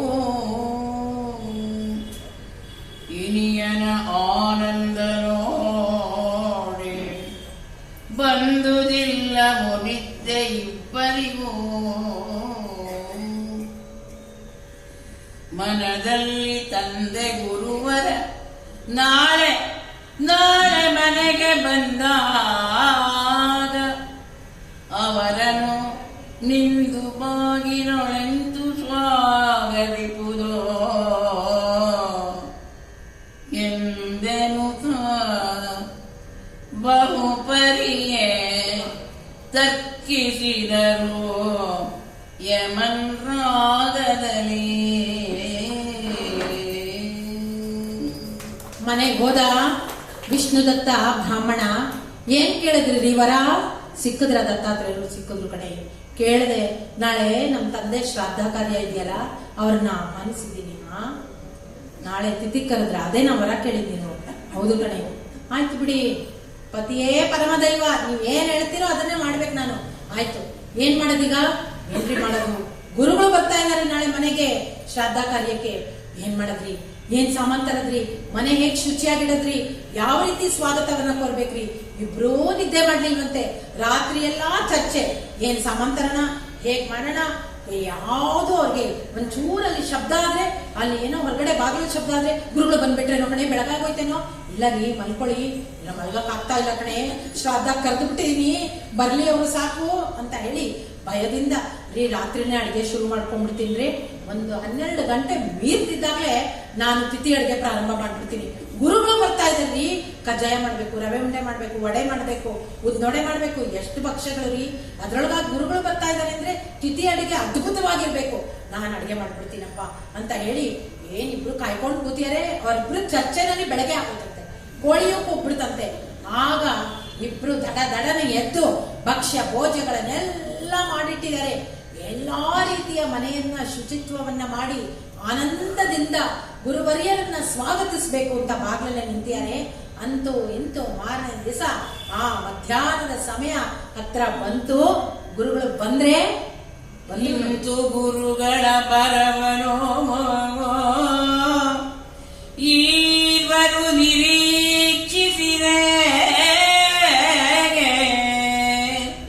ನಿಂತಲ್ಲೇ ಪ್ರತ್ಯಕ್ಷವಾದಂತೆ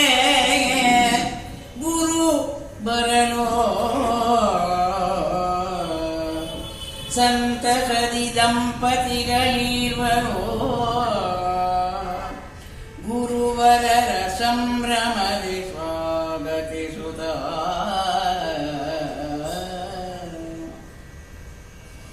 ಅಂತಿಕದ ಪಡಸಾಲೆಗೆ ಅವರ ಕೈ ಪಿಡಿದೊಯ್ದು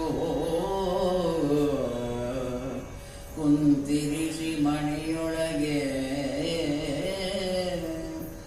ಪರಪದ್ಮಗಳ ತೊಳೆದು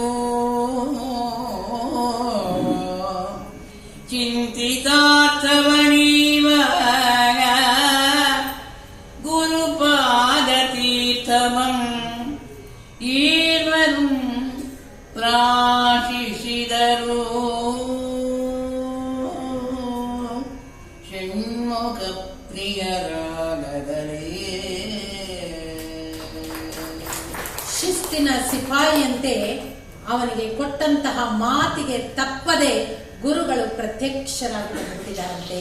ಮಧ್ಯಾಹ್ನದ ನಡು ಬಿಸಿಲಿನಲ್ಲಿ ಆ ಬಿಸಿಲಿಗೆ ತಕ್ಕಂತೆ ಅವರು ಕೂಡ ಪ್ರಕಾಶಮಾನವಾಗಿ ಬಂದುಬಿಟ್ಟಿದ್ದಾರೆ. ಗುರುಗಳು ಮನೆಯ ಬಾಗಿಲಿಗೆ ದತ್ತಾತ್ರೇಯಂ ಶಿವಂ ಶಾಂತಂ ಇಂದ್ರನೀಲ ನಿಭಂ ಪ್ರಭುಂ ಆತ್ಮ ಮಾಯಾರಥಂ ದೇವಂ ಅವಧೂತಂ ದಿಗಂಬರಂ ಅಂತ ಹೇಳಿ ಕೈ ಮುಗಿದು ದತ್ತಾತ್ರೇಯರನ್ನ ಒಳಗೆ ಕರ್ಕೊಂಡು ಬಂದು ಪಡಸಾಲೆಯಲ್ಲಿ ಕೂಡಿಸಿ ಇಬ್ರು ವಿಶ್ವವನ್ನೇ ಸೃಷ್ಟಿಸಿದಂತಹ ಪಾಲನೆ ಮಾಡಿದ ಲಯ ಕರ್ತನಾದಂತಹ ಸೃಷ್ಟಿ ಸ್ಥಿತಿ ಲಯಗಳಿಗೆ ಕಾರಣನಾದಂತಹ ತ್ರಿಮೂರ್ತಿ ಸ್ವರೂಪರೇ ಬನ್ನಿ ಅಂತ ಹೇಳಿ ರೂಪ ನೂರರ ಶುದ್ಧ ಚೈತನ್ಯರಾದಂತಹ ದಿಗಂಬರ ಸ್ವಾಮಿ ಅವಧೂತರೇ ಬನ್ನಿ ಅಂತ ಅವರನ್ನು ಆಡಿ ಹೊಗಳಿ ಪಡಸಾಲೆಗೆ ಕರ್ಕೊಂಡು ಹೋಗಿ ಅವರಿಗೆ ಸ್ವಾಗತಿಸಿ ಆನಂದದಿಂದ ಬನ್ನಿ ಕೂತ್ಕೊಳ್ಳಿ, ಸ್ನಾನ ಮಾಡ್ಬೇಕಲ್ವೇ, ಬ್ರಾಹ್ಮಣನ ಒಂದು ಇದಕ್ಕೆ ಕರೆದಿದ್ದಾರೆ ಅವ್ರನ್ನ, ಗುರುಗಳನ್ನ ಒಂದು ಬ್ರಾಹ್ಮಣನ ಸ್ಥಾನಕ್ಕೆ ಕರೆದಿದ್ದಾರೆ ಅವರು.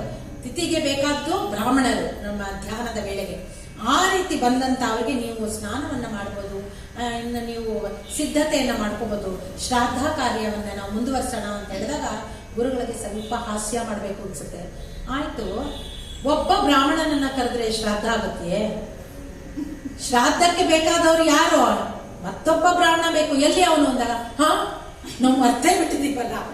ಗುರುಗಳನ್ನ ಸ್ವಾಗತಿಸುವ ಸಂಭ್ರಮದಲ್ಲಿ ಮತ್ತೊಬ್ಬ ಬ್ರಾಹ್ಮಣ ಬೇಕು ಅನ್ನೋದೇ ಮರ್ತೋಗ್ಬಿಟ್ಟಿದೀವಲ್ಲ. ಛೇ, ಏನ್ ಮಾಡೋದೀಗ ಅಂತ ಭಯ ಭೀತನಾಗ್ತಾನಂತೆ. ಗುರುಗಳು ಹೇಳಿ ಕೇಳಿ ಬಂದ್ಬಿಟ್ಟಿದ್ದಾರೆ, ಏನ್ ಮಾಡೋದೀಗ ಅಂತ. ಆಯ್ತು ನೀವು ಸ್ನಾನ ಮಾಡಿ, ನಾವು ಇನ್ನೊಬ್ಬ ಬ್ರಾಹ್ಮಣಿಗೆ ಹೇಳಿದೀವಿ, ಬರ್ತಾ ಇದ್ದಾರೆ ಅಂತ ಹೇಳ್ಬಿಟ್ಟು ಒಳಗೋಗಿ ಹೆಂಡತಿ ಸುಶೀಲೆಯನ್ನ, ಧರ್ಮ ಪತ್ನಿಯನ್ನ, ನೀನೇ ಮಹಾಪತಿವ್ರತೆ ಕಣೆ, ಎಲ್ಲಾ ಧರ್ಮದಲ್ಲೂ ಕಾಪಾಡಿದ್ಯಾ, ಈಗಲೂ ಒಬ್ಬ ಬ್ರಾಹ್ಮಣನ್ ಕರೆದು ಬಿಡೆ, ಬೇಗ ಶ್ರಾದ್ದ ಕಾರ್ಯ ಗುರುವರಿಯರು ಬಂದಿದ್ದಾರೆ ಅಂತ ಹೇಳಿದಾಗ, ನೀವು ಹೆದರ್ಕೋಬೇಡ್ರಿ, ನಾನು ನಿಮ್ಮ ಸತಿಮಣಿ, ಮಹಾಸತಿ ನಾನು, ನೀವು ಕಾರ್ಯ ಮುಂದುವರಿಸಿ, ನಾನು ಏನಾದ್ರೂ ಮಾಡ್ತೀನಿ ಅಂತ ಹೇಳಿ ಅವಳು ಹಿತ್ತಲಿಗೆ ಹೋಗ್ತಾಳಂತೆ.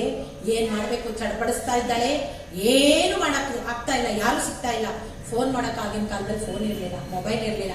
ನೀ ಬನ್ರಿ ಅಂದ್ರೆ ಈಗಿನ ಬ್ರಾಹ್ಮಣರು ಯಾವ್ದಿರ್ಲಿ 2ನೇ ಸಲ ಕೂಡ ಬ್ರಾಹ್ಮಣ ಅಂತ ಕೂತ್ಕೊಂಡ್ ಬಿಡ್ತಾರೆ ಅನ್ನೋದನ್ನ ಕೇಳಿರ್ತೀವಿ, ಕಂಡಿಲ್ಲ ನಾವು.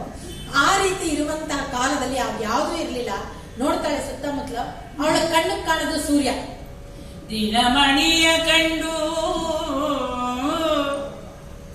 ಒಡನೆ ಗೃಹಿಣಿಯು ಆಕೆಯ ಮನದಿ ಘನಮೆನಿಪ ಪರಿಹಾರ ಮಾರ್ಗ ತೋಚನು. ಅವಳು ತನು ನಿಮಿರಿ ನಿಂದು ಅವಳು ಕಣ್ಮುಚ್ಚಿ ಕೈ ಮುಗಿದು ಸೂರ್ಯಗೆ ಅಭಿಮುಖಳಾಗುತ್ತ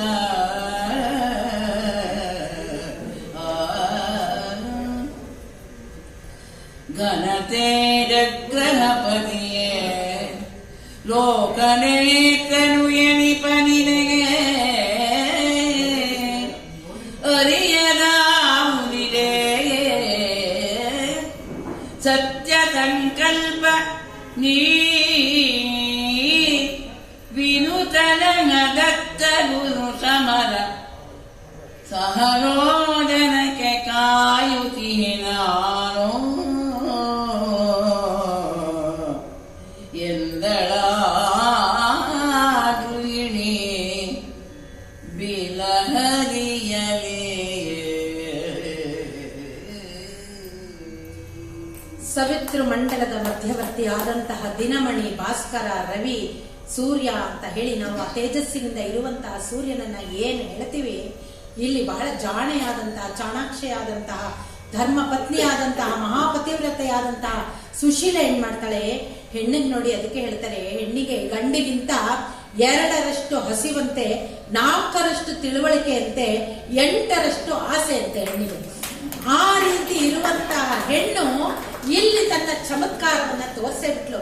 ಏನ್ ಮಾಡಿದ್ಲು ಅಂದ್ರೆ, ಸೂರ್ಯನನ್ನೇ ಕೈ ಮುಗಿದು ಅಭಿಮುಖವಾಗಿ ನಿಂತು, ಎದುರು ನಿಂತು, ಸಮ್ಮುಖವಾಗಿ ನಿಂತು, ಲೋಕ ನೇತ್ರನೇ, ಲೋಕವನ್ನೆಲ್ಲ ದೃಷ್ಟಿಸಿ ನೋಡೋ ನೀನೊಬ್ನೇಪ್ಪ. ಯಾರು ಎಷ್ಟೇ ಮರೆನಲ್ಲಿರ್ಲಿ, ಇಡೀ ಲೋಕಕ್ಕೆ ಎತ್ತರದ ಸ್ಥಾನ, ಯಾವ ಬಿಲ್ಡಿಂಗು ಬೇಡ, ಯಾವ ಅರಮನೆನೂ ಬೇಡ, ಯಾವ ಪ್ಯಾಲೇಸು ಬೇಡ, ಎತ್ತರಕ್ಕಿರೋನ್ ಯಾರು? ನೀನೇ ಸೂರ್ಯ.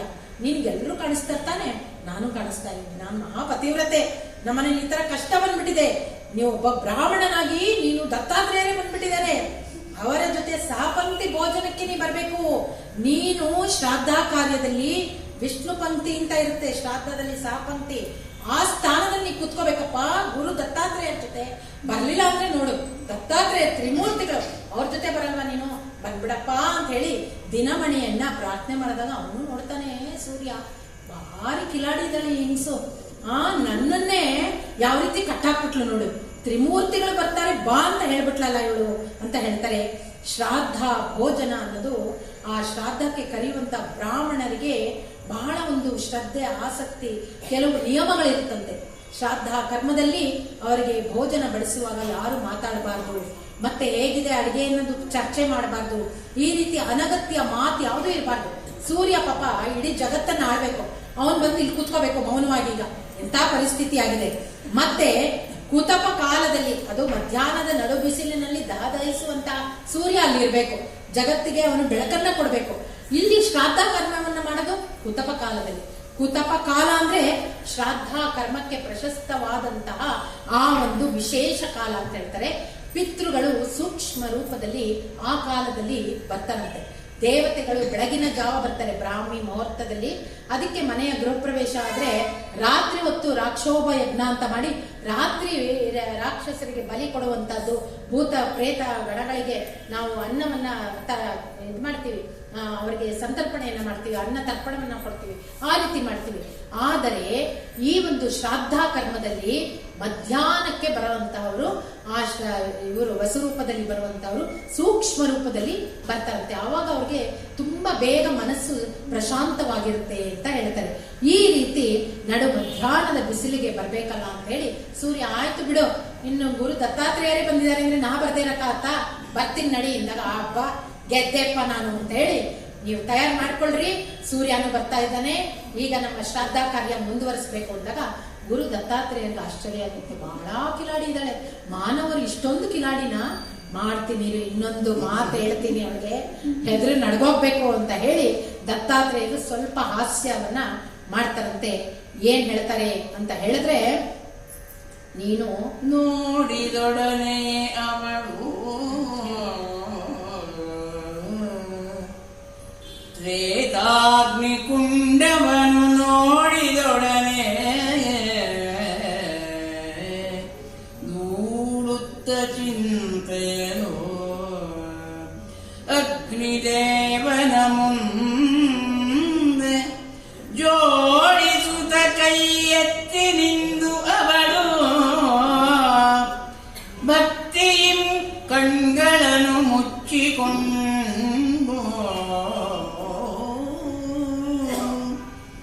ಬೀಳಿದಕ್ಕೆ ನೀನೇ ಪತಿ ನಮಗೆ ನಿತ್ಯಾರ್ಚಿಹೆ ಕಾಡಿರುವ ಎನ್ನ ಚಿಂತೆಯ ನೀಗೆ ಪೊರೆ ಎನ್ನುತ್ತ ಬೇಡುವೆನು ಎನಲು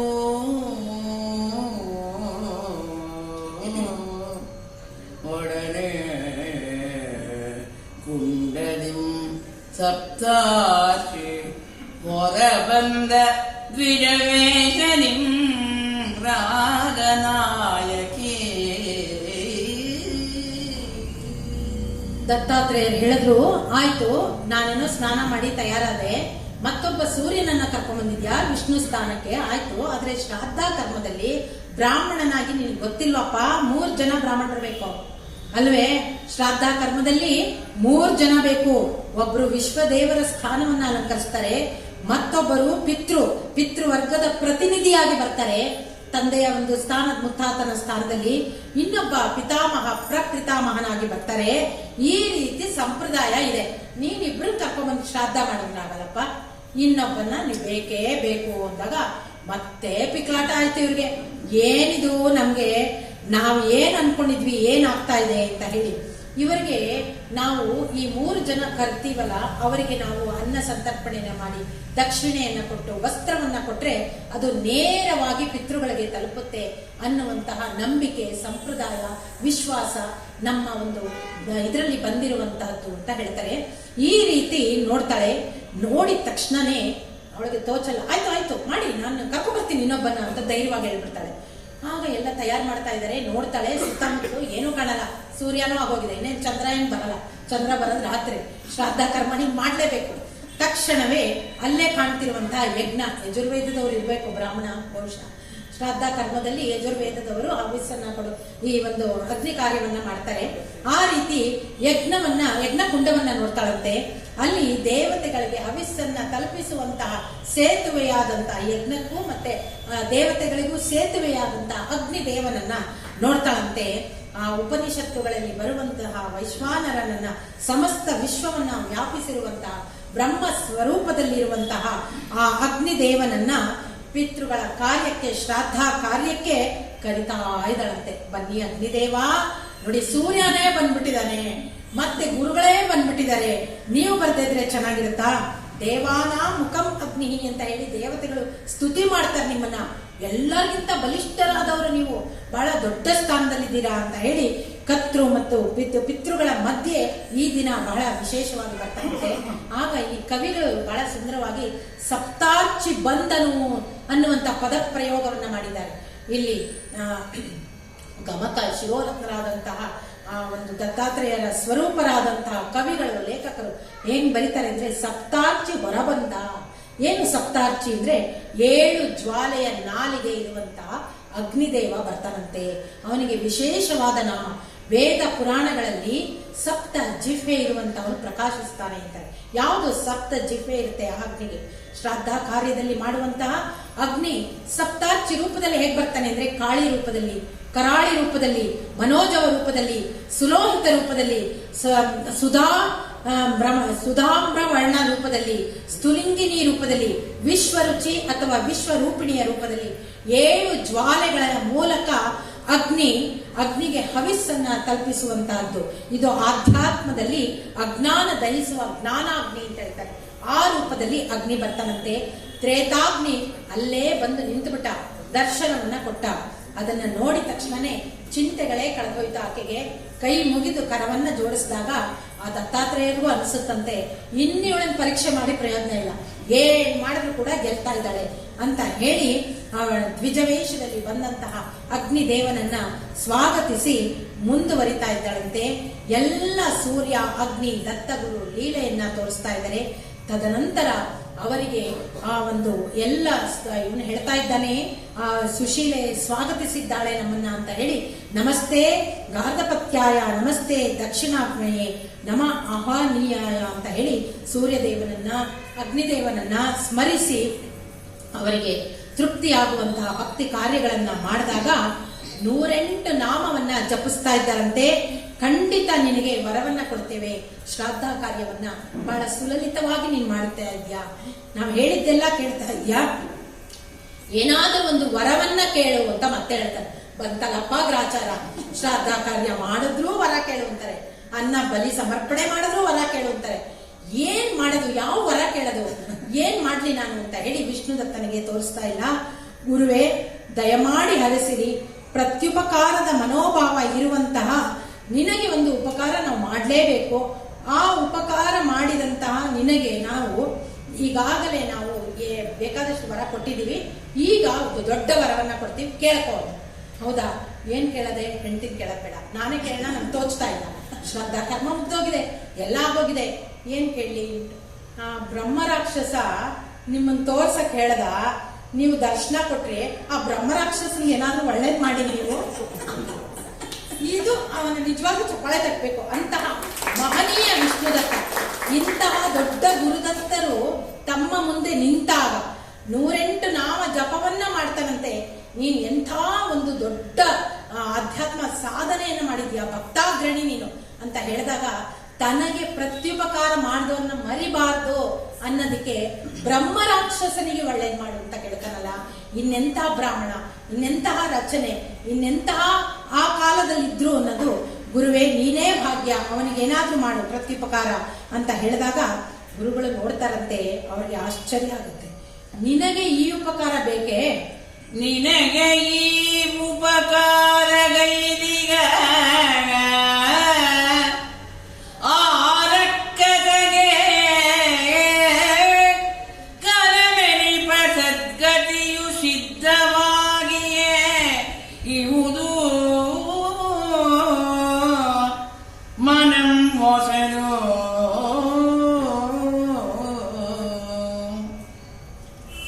ಕಲ್ಪಾಂತ ಸ್ವರ್ಗಲೋಕವನವಗೆ ನಿನ್ನಿಚ್ಛೆಯಂತೆ ಈವೆನೆ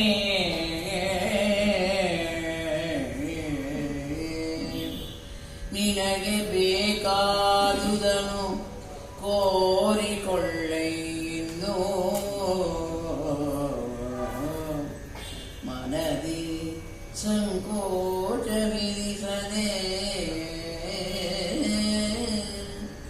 ನಿನಗೆ ಬೇಕಾದುದನು ಕೋರಿಕೊಳ್ಳೆ ಎಂದೇ ಮತ್ತೆ ಗುರು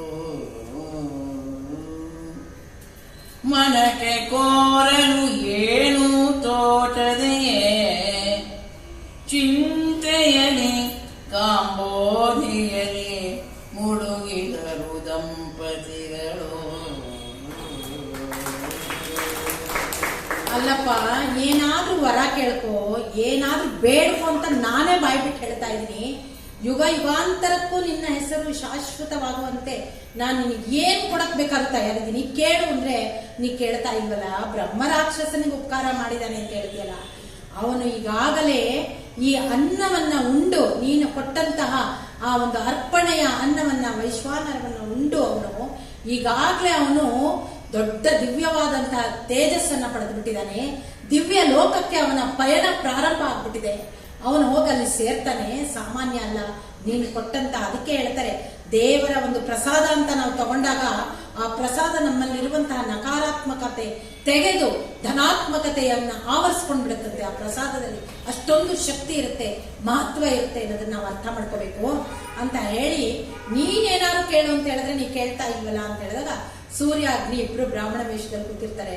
ಅಲ್ಲ, ಇವನು ಪೆದ್ದ, ಇಂಥ ದೊಡ್ಡವ್ರನ್ನೆಲ್ಲ ಕರೆಸ್ಬಿಟ್ಟು ಮಕ್ಕಳಾಗ್ಲಿ ಅಂತಾನೋ, ಅಥವಾ ಮನೆ ನೋಡಿದ್ರೆ ಹೀಗಿದೆ ಮನೇನೋ, ಏನಾದ್ರೂ ಐಶ್ವರ್ಯ ಕೇಳಕ್ ಬಿಟ್ಟು ಹೀಗಿದಾರಲ್ಲ, ನಾವೇ ಆಗಿದ್ರೆ ಏನೋ ಕೇಳ್ಬಿಡ್ತಾ ಇದ್ವಿ ಅಂತ ಹೇಳಿ ಧರ್ಮಪತ್ನಿಯನ್ನ ಕೇಳೋಣ ಅಂತಂದ್ರೆ ಆಕೆನೂ ಕೇಳಕ್ ಆಗ್ತಿಲ್ಲ ಅಂತ ಹೇಳಿ ಯೋಚನೆ ಮಾಡ್ತಾ ಇರೋ ಸಂದರ್ಭದಲ್ಲಿ ದತ್ತಾತ್ರೇಯರೇ ಹೇಳ್ತಾರಂತೆ, ವಿಷ್ಣು ದತ್ತ, ನಿನ್ನ ಹೆಸರಿನಲ್ಲೇ ದತ್ತ ಅಂತ ಇದೆ, ವಿಷ್ಣು ದತ್ತ ಅಂತ. ನೀನೇ ಕೊಡೋನು, ಆದ್ರಿಂದ ನಿನ್ನ ಕೇಳಕ್ ಆಗ್ತಿಲ್ಲ. ನಿನ್ನ ಪತ್ನಿ ಸುಶೀಲೆಯೂ ಕೂಡ ಅವಳು ಮಹಾಪತಿವ್ರತೆ, ನೀವಿಬ್ಬರು ಕೂಡ ದತ್ತರೇ, ದತ್ತ ಸ್ವರೂಪರೇ, ಪರಂಜ್ಯೋತಿ ಸ್ವರೂಪರೇ ನೀವೇನೆ ಅಂತ ಹೇಳಿ ನಿಮ್ಮ ಹೆಸರಿನಲ್ಲಿದೆ. ನೀನು ಏನಾದ್ರೂ ಕೇಳಕೋ ಅಂದ್ರೆ ಕೇಳ್ತಾ ಇಲ್ಲ. ಕಡೆಗೆ ನಾನೇ ಇಲ್ಲಿ ನಿನ್ಗೊಂದು ವರ ಕೊಟ್ಟು ಬಿಡ್ತೀನಿ, ನನಗ್ ತೋಚಿತ್ ಕೊಡ್ತೀನಿ. ಏನು ಅಂತ ಹೇಳಿದ್ರೆ, ನಿನ್ನ 7 ತಲೆಮಾರಿನ ಪಿತೃಗಳನ್ನ ಬ್ರಹ್ಮಲೋಕಕ್ಕೆ ಕಳಿಸ್ಬಿಡ್ತೀನಿ. ನಿಜವಾಗ್ಲೂ ಎಂತ ಸಾಧನೆ ಇದಲ್ವೇ ನಿಜವಾದ ಶ್ರಾದ್ದ ಕರ್ಮ. ಇವನು ಮಾಡಿದ ಶ್ರಾದ್ದ ಕರ್ಮಕ್ಕೆ ಎಂತಹ ಪಾಪಗಳನ್ನು ಮಾಡಿದ್ರು ಕೂಡ 7 ತಲೆಮಾರಿನ ಪಿತೃಗಳು ಬ್ರಹ್ಮಲೋಕಕ್ಕೆ ಹೋಗ್ತಾರೆ ಅಂದ್ರೆ ಅವನಿಗೆ ಎಷ್ಟು ಆನಂದ ಆಗಿರುತ್ತೆ. ನಿಜವಾಗ್ಲೂ ಪರಮಾತ್ಮ ಕೊಟ್ಟಂತಹ ವರ ಅವನಿಗೆ ಸದ್ಗತಿ ಕೊಟ್ಟಂತಹ ಒಂದು ಇದಾಗಿದೆ. ನಿಷ್ಕಾಮ ಕರ್ಮದಿಂದ ನೀನು ಕಾರ್ಯವನ್ನ ಎಸಗಿದ್ಯಾ, ಕೊಡುವುದರಲ್ಲಿ ನೀನು ಮುಂದಾಗಿದ್ಯಾ. ಇನ್ನು ನಿನಗೆ ಒಂದು ಘನಮಂತ್ರವನ್ನ ಕೊಟ್ಟು ನಾನು ಹೊರಡಬೇಕಾಗಿದೆ. ಒಂದು ಘನಮಂತ್ರವಂ ನಿನಗೆ ಉಪದೇಶಿಸುವೆ,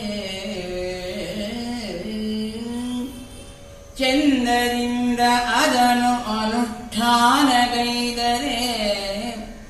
ಜಗತಿ ಪೊಂದುವರು ಆಯುರಾರೋಗ್ಯ ಧನಧಾನ್ಯಗಳ ಶಕ್ತಿ ಮೇಣ್ರಾಜ್ಯವನ್ನು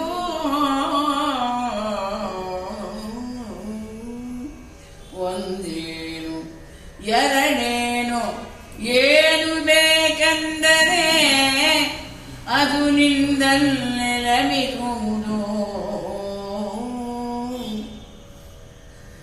ಆರಿಗಾದರೂ ನೀನು ಹೊಂದಿರುವ ಈ ಮಂತ್ರ ಬಲದಿಂದ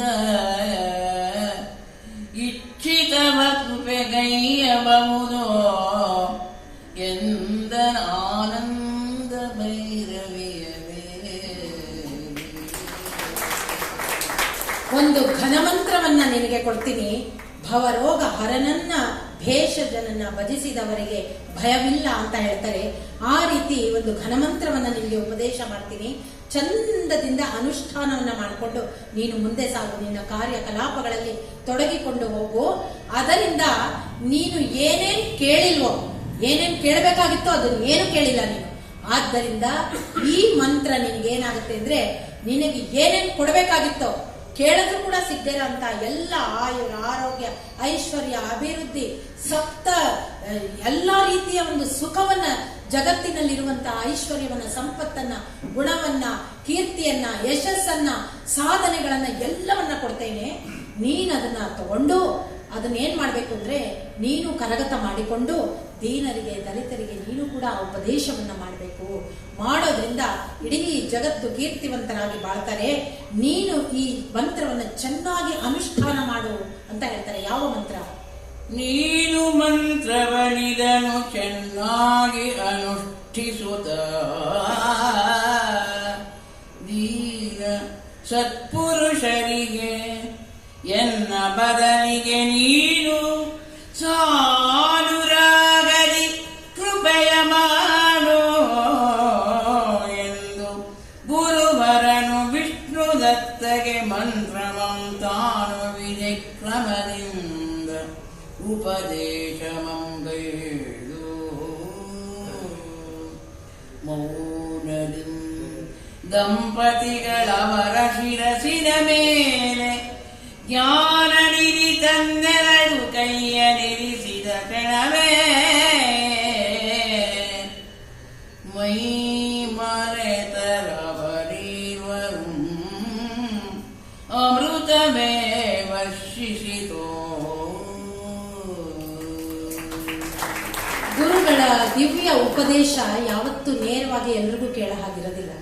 ಅದನ್ನ ಕಿವಿಯಲ್ಲಿ ಮಂತ್ರ ಸಿದ್ಧಿ ಮಾಡ್ಕೊಳ್ಳೋದಕ್ಕೋಸ್ಕರ ಕಿವಿಯಲ್ಲಿ ಘನ ಮಂತ್ರವನ್ನ ಉಪದೇಶ ಮಾಡ್ತಾರಂತೆ. ಬಹಿರಂಗವಾಗಿ ಯಾವತ್ತೂ ಕೂಡ ಯಾವ ಗುರುಗಳು ಯಾರಿಗೂ ಮಂತ್ರವನ್ನ ಕೊಡೋದಿಲ್ಲ ಅನ್ನೋದು ಇಲ್ಲಿ ಸಿದ್ಧ. ಗೂಢವಾದ ರಹಸ್ಯ ಮಂತ್ರವನ್ನ ಉದ್ದೇಶ ಪೂರ್ವಕವಾಗಿ ಕೊಡ್ತಾರಂತೆ. ಆದ್ರೆ ಎಲ್ಲರೂ ಕೂಡ ಈ ಮಂತ್ರವನ್ನ ಹೇಳ್ಬೋದು. ಈ ಮಂತ್ರದಿಂದ ತಮಗೆ ಸಕಲ ಇಷ್ಟಾರ್ಥಗಳನ್ನ ನೆರವೇರಿಸಿಕೊಳ್ಬಹುದು. ಆದ್ರೆ ಘನಮಂತ್ರ ಅಂತ ಏನಿದೆ ಅದನ್ನ ಸಿದ್ಧಿ ಮಾಡಿಕೊಂಡು ಅದನ್ನ ಅನುಷ್ಠಾನವನ್ನ ಮಾಡಿಕೊಂಡವರಿಗೆ ಮಾತ್ರ ಆ ಸಿದ್ಧಿ ಒಲಿಯತ್ತೆ ಅಂತ ಹೇಳ್ತಾರೆ. ಎಲ್ಲರೂ ಪಠಿಸಬಹುದಾದಂತಹ ಗುರು ದತ್ತಾತ್ರೇಯರ ಮಂತ್ರ ಅಂದ್ರೆ ಓಂ ಶ್ರೀ ಗುರುದತ್ತಾಯ ನಮಃ ಅಂತ ಹೇಳಿ 108 ಬಾರಿ ಜಪವನ್ನ ಮಾಡಿ, ಇಲ್ಲ ಓಂ ದ್ರಾಂ ದತ್ತಾತ್ರೇಯ ನಮಃ ದತ್ತಾತ್ರೇಯಾಯ ನಮಃ ಅಂತ ಜಪವನ್ನ ಮಾಡಿ, ಇಲ್ಲ ಅಂದ್ರೆ ಓಂ ಶ್ರೀ ದತ್ತಾತ್ರೇಯಾಯ ನಮಃ ಅಂತ ಹೇಳ್ಕೋಬಹುದು. ಇದಿಷ್ಟನ್ನ ಹೇಳಿದ್ರು ಕೂಡ ಸಾಕು, ಎಲ್ಲರಿಗೂ ಎಲ್ಲವೂ ಸಿದ್ಧಿ ಆಗುತ್ತೆ. 108 ಬಾರಿ ಹೇಳಿ ಆಗ ಅದರ ಫಲವನ್ನ ನೀವೇ ನೋಡಿ ಅಂತೇಳಿ ದತ್ತನೇ ಹೇಳಿದ್ದಾನೆ. ಅಂದ್ರೆ ಇನ್ನು ಯಕ್ಕಶ್ಚಿತ್ ನಾವು ಮಾನವರು ಇವತ್ತಿಂದನೇ ಗುರು ದತ್ತಾತ್ರೇಯರ ನಾಮವನ್ನ ಜಪಿಸಿ ಕೃತಾರ್ಥರಾಗೋಣ. ಏನು ಕಷ್ಟ ಇಲ್ಲ. ಎಷ್ಟೊಂದು ಬೈಗಳನ್ನ ಹೇಳ್ತೀವಿ, ಮಕ್ಕಳಿಗೆ ಬೈಯೋದ್ರಲ್ಲಿ 108 ಮಂತ್ರವನ್ನ ಜಪವನ್ನ ಮಾಡ್ಬೋದಲ್ವೇ? ಮಾಡೋಣ ಅಂತ ಹೇಳಿ ಪ್ರೀತಿಯಿಂದ, ಅದಕ್ಕೆ ಹೇಳ್ತಾರೆ ಅಪರೂಪದ 4 ಮೌಲ್ಯಗಳನ್ನ ಪ್ರೀತಿಯಿಂದ ಮಾತಿನಿಂದ ಕೂಡಿದಂತದ್ದು ದಾನ ಅಂತ ಹೇಳ್ತಾರೆ. ಗರ್ವವಿಲ್ಲದ ಜ್ಞಾನ, ಕ್ಷಮೆಯಿಂದ ಕೂಡಿದ ಶೌರ್ಯ, ತ್ಯಾಗ ಮನೋಭಾವದಿಂದ ಕೂಡಿದಂತಹ ಸಂಪತ್ತು, ದೇವರನ್ನ ಪ್ರಾರ್ಥಿಸಿದರೆ ಖಂಡಿತ ಕೊಡ್ತಾರೆ ಅಂತ ಹೇಳಿ ಗುರುಭಕ್ತಿ ಪ್ರಧಾನ ಅಂತ ಹೇಳ್ತಾರೆ. ಶಿಷ್ಯನ ಪರೀಕ್ಷೆ, ಅನುಗ್ರಹ, ಶುದ್ಧೀಕರಣ, ಸಂಕಲ್ಪ, ಗುರುಪೂಜೆ, ಕರ್ಣೋಪದೇಶ, ಮಂತ್ರ ವಿವರಣೆ, ಜಪಾನುಷ್ಠಾನ, ಅಂಗನ್ಯಾಸ, ಕರನ್ಯಾಸ, ಗುರುದಕ್ಷಿಣೆ, ಆಶೀರ್ವಾದ ಇವೆಲ್ಲವನ್ನ ತಗೊಂಡೇ ಅನುಷ್ಠಾನವನ್ನ ಮಾಡಿದ್ರೆ ಅವರಿಗೆ ಸಕಲ ಸಿದ್ಧಿಯೂ ಬರುತ್ತೆ ಅಂತ ಹೇಳಿ ಈ ಎಲ್ಲ ದೀನ ದಲಿತರಿಗೂ ನೀನು ಇದನ್ನೆಲ್ಲ ಕೊಡಬೇಕು ಅಂತ ಹೇಳಿ ಎಲ್ಲ ಅವನಿಗೆ ಮಂತ್ರವನ್ನ ಉಪದೇಶಿಸಿ ನೋಡ್ತಾರೆ. ಆಗ ಗುರು ದತ್ತಾತ್ರೇಯರು ನಾನಿನ್ನು ಹೊರಡಬೇಕು ಅಂತ ಹೇಳಿ ನನ್ನ ಕಾರ್ಯ ಮುಗಿತು, ನಾನಿನ್ನು ವರವನ್ನ ಕೊಟ್ಟಿದ್ದೀನಿ ಅಂತ ಹೇಳಿ ಅಂತರ್ಧಾನರಾಗಿ ಹೋಗ್ತಾರಂತೆ. ತದನಂತರ ಅಲ್ಲಿದ್ದಂತಹ ಅಗ್ನಿ, ಸೂರ್ಯ ಎಲ್ಲವನ್ನ ನೋಡ್ತಾ ಇದ್ದಾರೆ. ಎಂತ ಬ್ರಾಹ್ಮಣ, ಯಾರಿಗೂ ದೇವತೆಗಳಿಗೂ ಸಿಗದಂತದ್ದು ಇವನಿಗೆ ಸಿಕ್ತಲ್ಲ ಅಂತ ಹೇಳಿ ದಿನಮಣಿಯು ಸ್ವಚ್ಛಂದ ಆಕಾಶ ಗಮನವನು ಮನ ಮೆಚ್ಚಿ ವರವಿತ್ತು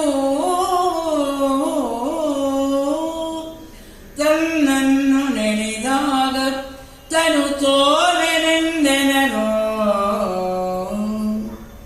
ಅಗ್ನಿಯು ಅಭಿಮಾನದಿಂ ಉಪಮೆಗೆ ಯಟುಕದ ತೇಜಮಂ ಘನ ಸತ್ಯ ಸಂಸ್ಥಿತಿಯ ಸುಖಕರತ್ವವನಿತೋ ನೆನೆಸಿಕೊಂಡರೆ ಸಾಕು ಬಂದು ನಿಮ್ಮಯ ಬಳಿಗೆ ಮನ ಮೆಚ್ಚಿ ಬೇಕಾದ ಕೆಲಸವ ಗೈವೆನು ಎನ್ನುತ್ತ ಅಭೋಗಿರಾಗದಲ್ಲಿ ವರವಿತ್ತನತಿ ಹರ್ಷರಿಂ. ಇಷ್ಟೊಂದು ತಾಳ್ಮೆಯಿಂದ ಕೇಳಿದ್ದೀರಾ. ಈಗ ತಾನೇ ಗುರುಗಳು ದತ್ತಾತ್ರೇಯರು ಅಂತರ್ಧಾನರಾಗಿದ್ದಾರೆ. ಈಗ ಸೂರ್ಯ ಹೋಗ್ಬೇಕು, ನಂತರ ಅಗ್ನಿ ಹೋಗ್ಬೇಕು, ಆಮೇಲೆ ನಾವು ಹೋಗ್ಬೇಕು, 3 ಜನ. ಅದರಿಂದ ಇನ್ನೊಂದು ಪದ್ಯದಲ್ಲಿ ತಾಳ್ಮೆಯಿಂದ ಇರಿ, ಅವ್ರನ್ನೆಲ್ಲ ಕಳಿಸ್ಬಿಟ್ಟು ಆಮೇಲೆ ನಾವು ಈ ಒಂದು ನಮ್ಮ ಕಾರ್ಯಕಲಾಪದತ್ತ ಹೋಗೋಣ. ಸೂರ್ಯ ದೇವನು ಕೂಡ ಹೇಳ್ತಾನೆ, ಸ್ವಚ್ಛಂದವಾಗಿ ಆಕಾಶಕ್ಕೆ ಪಯಣವನ್ನ ಬೆಳೆಸಬೇಕಾದ್ರೆ ಹೇಳ್ತಾನೆ, ನೀನ್ ಯಾವಾಗ ಕೂಡ ನನ್ನನ್ನ ನೆನೆದ್ರು ಕೂಡ ನಾನು ಬರ್ತೇನೆ. ನನ್ನ ತೇಜಸ್ಸನ್ನ ನಿನಗೆ ಯಾವ ರೀತಿ ಸಹಾಯ ಬೇಕಾದ್ರೂ ಕೇಳು, ನಾನ್ ಕೊಡೋದಿಕ್ಕೆ ತಯಾರಾಗಿದ್ದೀನಿ ಅಂತ ಹೇಳಿ ಹೇಳಿದಾಗ ಅಗ್ನಿಯೂ ಕೂಡ ಹೇಳ್ತಾನಂತೆ, ತನು ತೋರ್ವೆ ಎನ್ನುವಂಥದ್ದನ್ನ ಕವಿ ಪ್ರಯೋಗ ಮಾಡಿದ್ದಾರೆ. ನನ್ನ ಶರೀರವಾಗಿ ನಿನ್ನ ಮುಂದೆ ನಿಂತ್ಕೋತೀನಿ ಅಂತ ಹೇಳಿ ಅಗ್ನಿ ಕೂಡ ಆಶ್ವಾಸನೆಯನ್ನ ಕೊಡ್ತಾನೆ. ನೀವು ಏನೇ ಕೆಲಸ ಹೇಳಿದ್ರು ನಾವು ಮಾಡ್ಕೊಡ್ತೀವಿ ಅಂತ ಹೇಳಿ ವರವನ್ನ ಕೊಟ್ಟು ಅಗ್ನಿ ಮತ್ತೆ ಸೂರ್ಯನು ಕೂಡ ಮಾಯ ಆಗಿದರಂತೆ. ಚಿಂತೆಯಲ್ಲಿ ಮುಳುಗಿದ್ದಂತಹ ಆ ಎಲ್ಲ ರೀತಿಯಲ್ಲಿದ್ದಂತಹ ಬ್ರಾಹ್ಮಣನಿಗೂ ಆಶ್ಚರ್ಯವಾಗಿದೆ. ಇಲ್ಲಿ ಬ್ರಹ್ಮ ತೇಜಸ್ಸಿನಿಂದ ಕೂಡಿದಂತಹ ದಿವ್ಯವಾದ ಶರೀರವುಳ್ಳಂತಹ ಬ್ರಹ್ಮ ರಾಕ್ಷಸನಿಗೆ ಒಂದು ಪುಷ್ಪಕ ವಿಮಾನ ಬಂದಿದೆ. ಅವನು ಕೂಡ ತುಂಬಾ ದಿವ್ಯವಾದ ತೇಜಸ್ಸಿನಿಂದ ಆಕಾಶಕ್ಕೆ ಅವನು ಕೂಡ ಬ್ರಹ್ಮ ರಾಕ್ಷಸ ಪಯಣವನ್ನ ಬೆಳೆಸಿದ್ದಾನೆ. ಇಲ್ಲಿ ಲೋಕೋತ್ತರ ಸಿದ್ಧಿಯನ್ನ ಜನ್ಮದಲ್ಲೇ ವಿಷ್ಣುದತ್ತ ಪಡೆದ ಅಂತ ಹೇಳಿ ಕವಿಗಳು ಹೇಳ್ತಾರೆ. ಈ ರೀತಿ ವರವನ್ನ ಕೊಟ್ಟಿದ್ದಾನೆ. ನಂತರ ಕಡೇ ಪದ್ಯದಲ್ಲಿ ಈ ರೀತಿ ಹೇಳ್ತಾ ಇದ್ದಾನೆ, ಇಂತು ವರವರಿತ್ತು ರವಿ ಅಗ್ನಿಗೀರ್ವಂ ಕುಂತಲ್ಲೆ ಮೈ ಮರೆಸಿಕೊಂಡಿರಲ್ಕೆ ಅಷ್ಟರಲ್ಲಿ ಚಿಂತೆಗೊಳಗಾಗಿದ್ದ ಬ್ರಹ್ಮ ರಾಕ್ಷಸ ದಿವ್ಯ ದೇಹವಂ ಪಡೆದಿದ್ದ ಅವಂ ಸಂತಸದಿ ಭೂಸುರಗು ಅವನ ಪತ್ನಿಗೂ ಎರಗಿ ಅಂತವರ ಅಪ್ಪಣೆಯ ತನಗಾಗಿ ಬಂದಿದ್ದ ಕಾಂತಿ ಬೀರಿನ ಭವ್ಯ ವಿಮಾನದಲ್ಲಿ ಕುಳಿತು ದಿವ್ಯ ಲೋಕಕ್ಕೆ ತೆರಳಿದಂ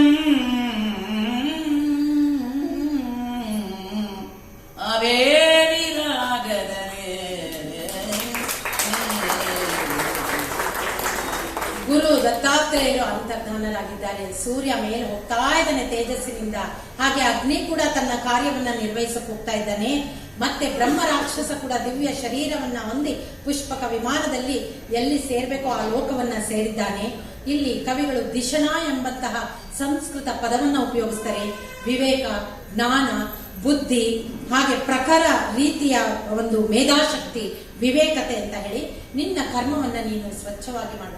ಇಲ್ಲಿ ವಿಷ್ಣುದತ್ತ ಯಾವುದೇ ಕೆರೆ ಕಟ್ಟಿಸ್ಲಿಲ್ಲ, ಬಾವಿ ಕಟ್ಟಿಸ್ಲಿಲ್ಲ, ದೇವಾಲಯ ಕಟ್ಟಿಸ್ಲಿಲ್ಲ, ಅನ್ನ ಸಂತರ್ಪಣೆ ಮಾಡ್ಲಿಲ್ಲ, ಏನು ಮಾಡ್ಲಿಲ್ಲ. ತನ್ನ ಕೆಲಸ ತಾನ್ ಮಾಡ್ಕೊಂಡು ದೇವರಿಗೊಂದಿಷ್ಟು ನೈವೇದ್ಯ ಮತ್ತೆ ಆ ಒಂದು ಜೀವ ಜಂತುಗಳಿಗೆ ಹಾಕದ. ಅಷ್ಟಕ್ಕೇನೆ ಗುರು ದತ್ತಾತ್ರೇಯರು ಒಲಿದಿದ್ದಾರೆ ಅಂತ ಹೇಳಿದ್ರೆ ಇನ್ನು ಕಾರ್ಯವನ್ನ ಮಾಡದಂತವ್ರಿಗೆ ಏನೇನ್ ಸಿಗತ್ತೆ ಅನ್ನೋದನ್ನ ನಾವೇ ಊಹಿಸ್ಕೊಳ್ಬೇಕು. ಆ ರೀತಿ ದತ್ತನ ಕಥೆಯಲ್ಲಿ ಬರುವಂತಹ ಉಪದೇಶ ಏನು ಅಂದ್ರೆ ಪ್ರಕೃತಿಯನ್ನ ಪ್ರೀತಿಸಬೇಕು. ಎಲ್ಲ ಜೀವಜಂತುಗಳು ನಾವೇ ಹಾಗೆ, ಹರಿಜನರು ಭೇದ ಭಾವ ಇರಬಾರ್ದು, ಜಾತಿ ಪಂಥ ಇರಬಾರ್ದು ಅನ್ನುವಂತಹ ಎಲ್ಲ ಸಂದೇಶವನ್ನ ಕ್ರೌಢೀಕರಿಸಿದ್ದಾರೆ. ದೇವೇಂದ್ರನು ಕೂಡ ಈ ಕಥೆಯನ್ನ ಕೇಳಿ ರೋಮಾಂಚಿತನಾಗ್ತಾನಂತೆ, ಇಂತಹ ಅದ್ಭುತವಾದ ಕಥೆ ಅಂತ ಹೇಳಿ. ಈ ರೀತಿ ದ್ವಾಪರದಲ್ಲಿ ಈ ಕಥೆಯನ್ನ ಶ್ರೀಕೃಷ್ಣನು ಉದ್ಭವನಿಗೆ ಉಪದೇಶವಿಟ್ಟ ಅಂತ ಹೇಳಿ ಕೇಳ್ತೀವಿ. ಹಾಗೆ ಗುರುದತ್ತನ ಕತೆ ತ್ರೇತಾಯುಗದಲ್ಲಿ ಯದುರಾಜನಿಗೆ ಮೋಕ್ಷವನ್ನ ಕೊಡೋದಕ್ಕೆ ಕೂಡ ಉಪದೇಶಿಸಲ್ಪಟ್ಟಿತು ಅಂತ ಹೇಳಿ ಭಾಗವತದಲ್ಲಿ ನಾವು ಈ ಕಥೆಯನ್ನ ಕೇಳ್ತೀರಿ. ಇಲ್ಲಿ ಶ್ರೀ ದತ್ತರೇ ಸ್ವಯಂ ಮಾನವರಿಗೆ 24 ಮಂದಿಯನ್ನ ನೀವು ಪೂಜಿಸಿ ಕಲಿಯಿರಿ, ಗುರುಗಳಾಗಿ ಪಡೆಯಿರಿ, ನಿಮ್ಮ ಜೀವನ ನೋಡಿ ಎಷ್ಟು ಚೆನ್ನಾಗಿರುತ್ತೆ ಅಂತ ಹೇಳಿದರೆ ಆ 24 ಪೃಥ್ವಿ, ವಾಯು, ಆಕಾಶ, ಬೆಂಕಿ, ಸೇವಕಿ, ಸೂರ್ಯ, ಪಾರಿವಾಳ, ಸಮುದ್ರ, ಸರ್ಪ, ಜೇಡರಗಳು, ಪತಂಗ, ಆನೆ, ಇರುವೆ, ಮೀನು, ಜಲ, ಪಿಂಗಳ, ಬಾಣ ತಯಾರಿಕೆ, ಮಗು, ಆಡುವ ಬಾಲಕ, ಭೃಂಗ, ಚಂದ್ರ, ಜೇನುನೊಣ, ಜಿಂಕೆ, ಪಕ್ಷಿ, ಇವುಗಳಿಂದ ನೀವು ಬೇಕಾದಷ್ಟು ಇದೆ, ಕಲೀರಿ ನೀವು, ಆಗ ನಿಮ್ಮ ಜೀವನ ನೋಡ್ಕೊಳ್ಳಿ ಅಂತ ದತ್ತಾತ್ರೇಯರೇ ಸ್ವಯಂ ಹೇಳಿದ್ದಾರೆ. ಎಲ್ಲರೂ ಕಲಿಯೋಣ, ಪ್ರಕೃತಿಯನ್ನ ಆರಾಧಿಸೋಣ ಅಂತ ಹೇಳಿ ಈ ಅವಕಾಶವನ್ನು ಮಾಡಿಕೊಟ್ಟಂತಹ ದಿವ್ಯ ಚೇತನ ಮಂದಿರದಲ್ಲಿ ದಿವ್ಯ ನಾಲಿಗೆಯಲ್ಲಿ ನುಡಿಸಕ್ಕೆ ನಮಗೆ ಗುರು ದತ್ತಾತ್ರೇಯರು ಅವಕಾಶ ಮಾಡಿಕೊಟ್ಟಿದ್ದಾರೆ. ಗುರುಗಳು ಗಣೇಶ್ ಉಡುಪ ಅವರು, ಮಂಜುನಾಥ್, ಎಲ್ಲರಿಗೂ ಕೂಡ ಭಕ್ತಿಪೂರ್ವಕ ನಮನಗಳನ್ನ ಸಲ್ಲಿಸಿ ಮಂಗಳವನ್ನ ಹಾಡ್ತಾ ಇದ್ದೀವಿ. ನಮಸ್ಕಾರ. ವೇದ ಪಾರಾಯಣವ ಗೈವ ಫಲ ವಿಷ್ಣುವಿನ ಪಾದ ಸಂಭವೆಯಾದ ಗಂಗೆಯಲಿ ಮಿಂದ ಫಲ ಮೋದದಿಂ ಯಜ್ಞಾದಿ ಕರ್ಮಗಳ ಶಾಸ್ತ್ರ ವಿಶ್ರುತ ಮೆನಿಸಿ ಗೈದ ಫಲವೋ ಆದರದಿ ವಿಪ್ರರಿಗೆ ಮಹನದಿ ತೀರದಲ್ಲಿ ಪಾದ ಪೂಜೆಯ ಗೈದು ಗೋದಾನ ಗೈದ ಫಲವೈದೆ ಲಭಿಸುವುದು ದತ್ತ ಗುರು ಮಹಿಮೆ ಭಕ್ತಿಯಂ ಪೇಳ್ವರ್ಗೆ ಶ್ರವಣಿಪರ್ಗೆ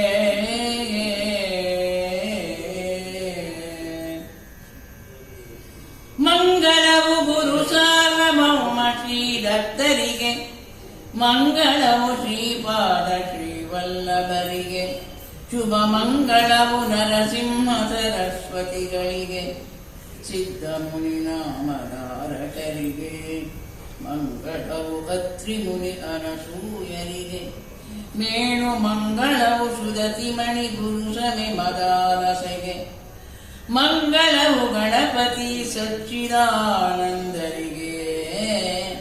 ಭಕ್ತ ಕೋಟಿಗೆ ಮಂಗಳಂ ಶುಭ ಮಂಗಳಂ ಜಯ ಮಂಗಳಂ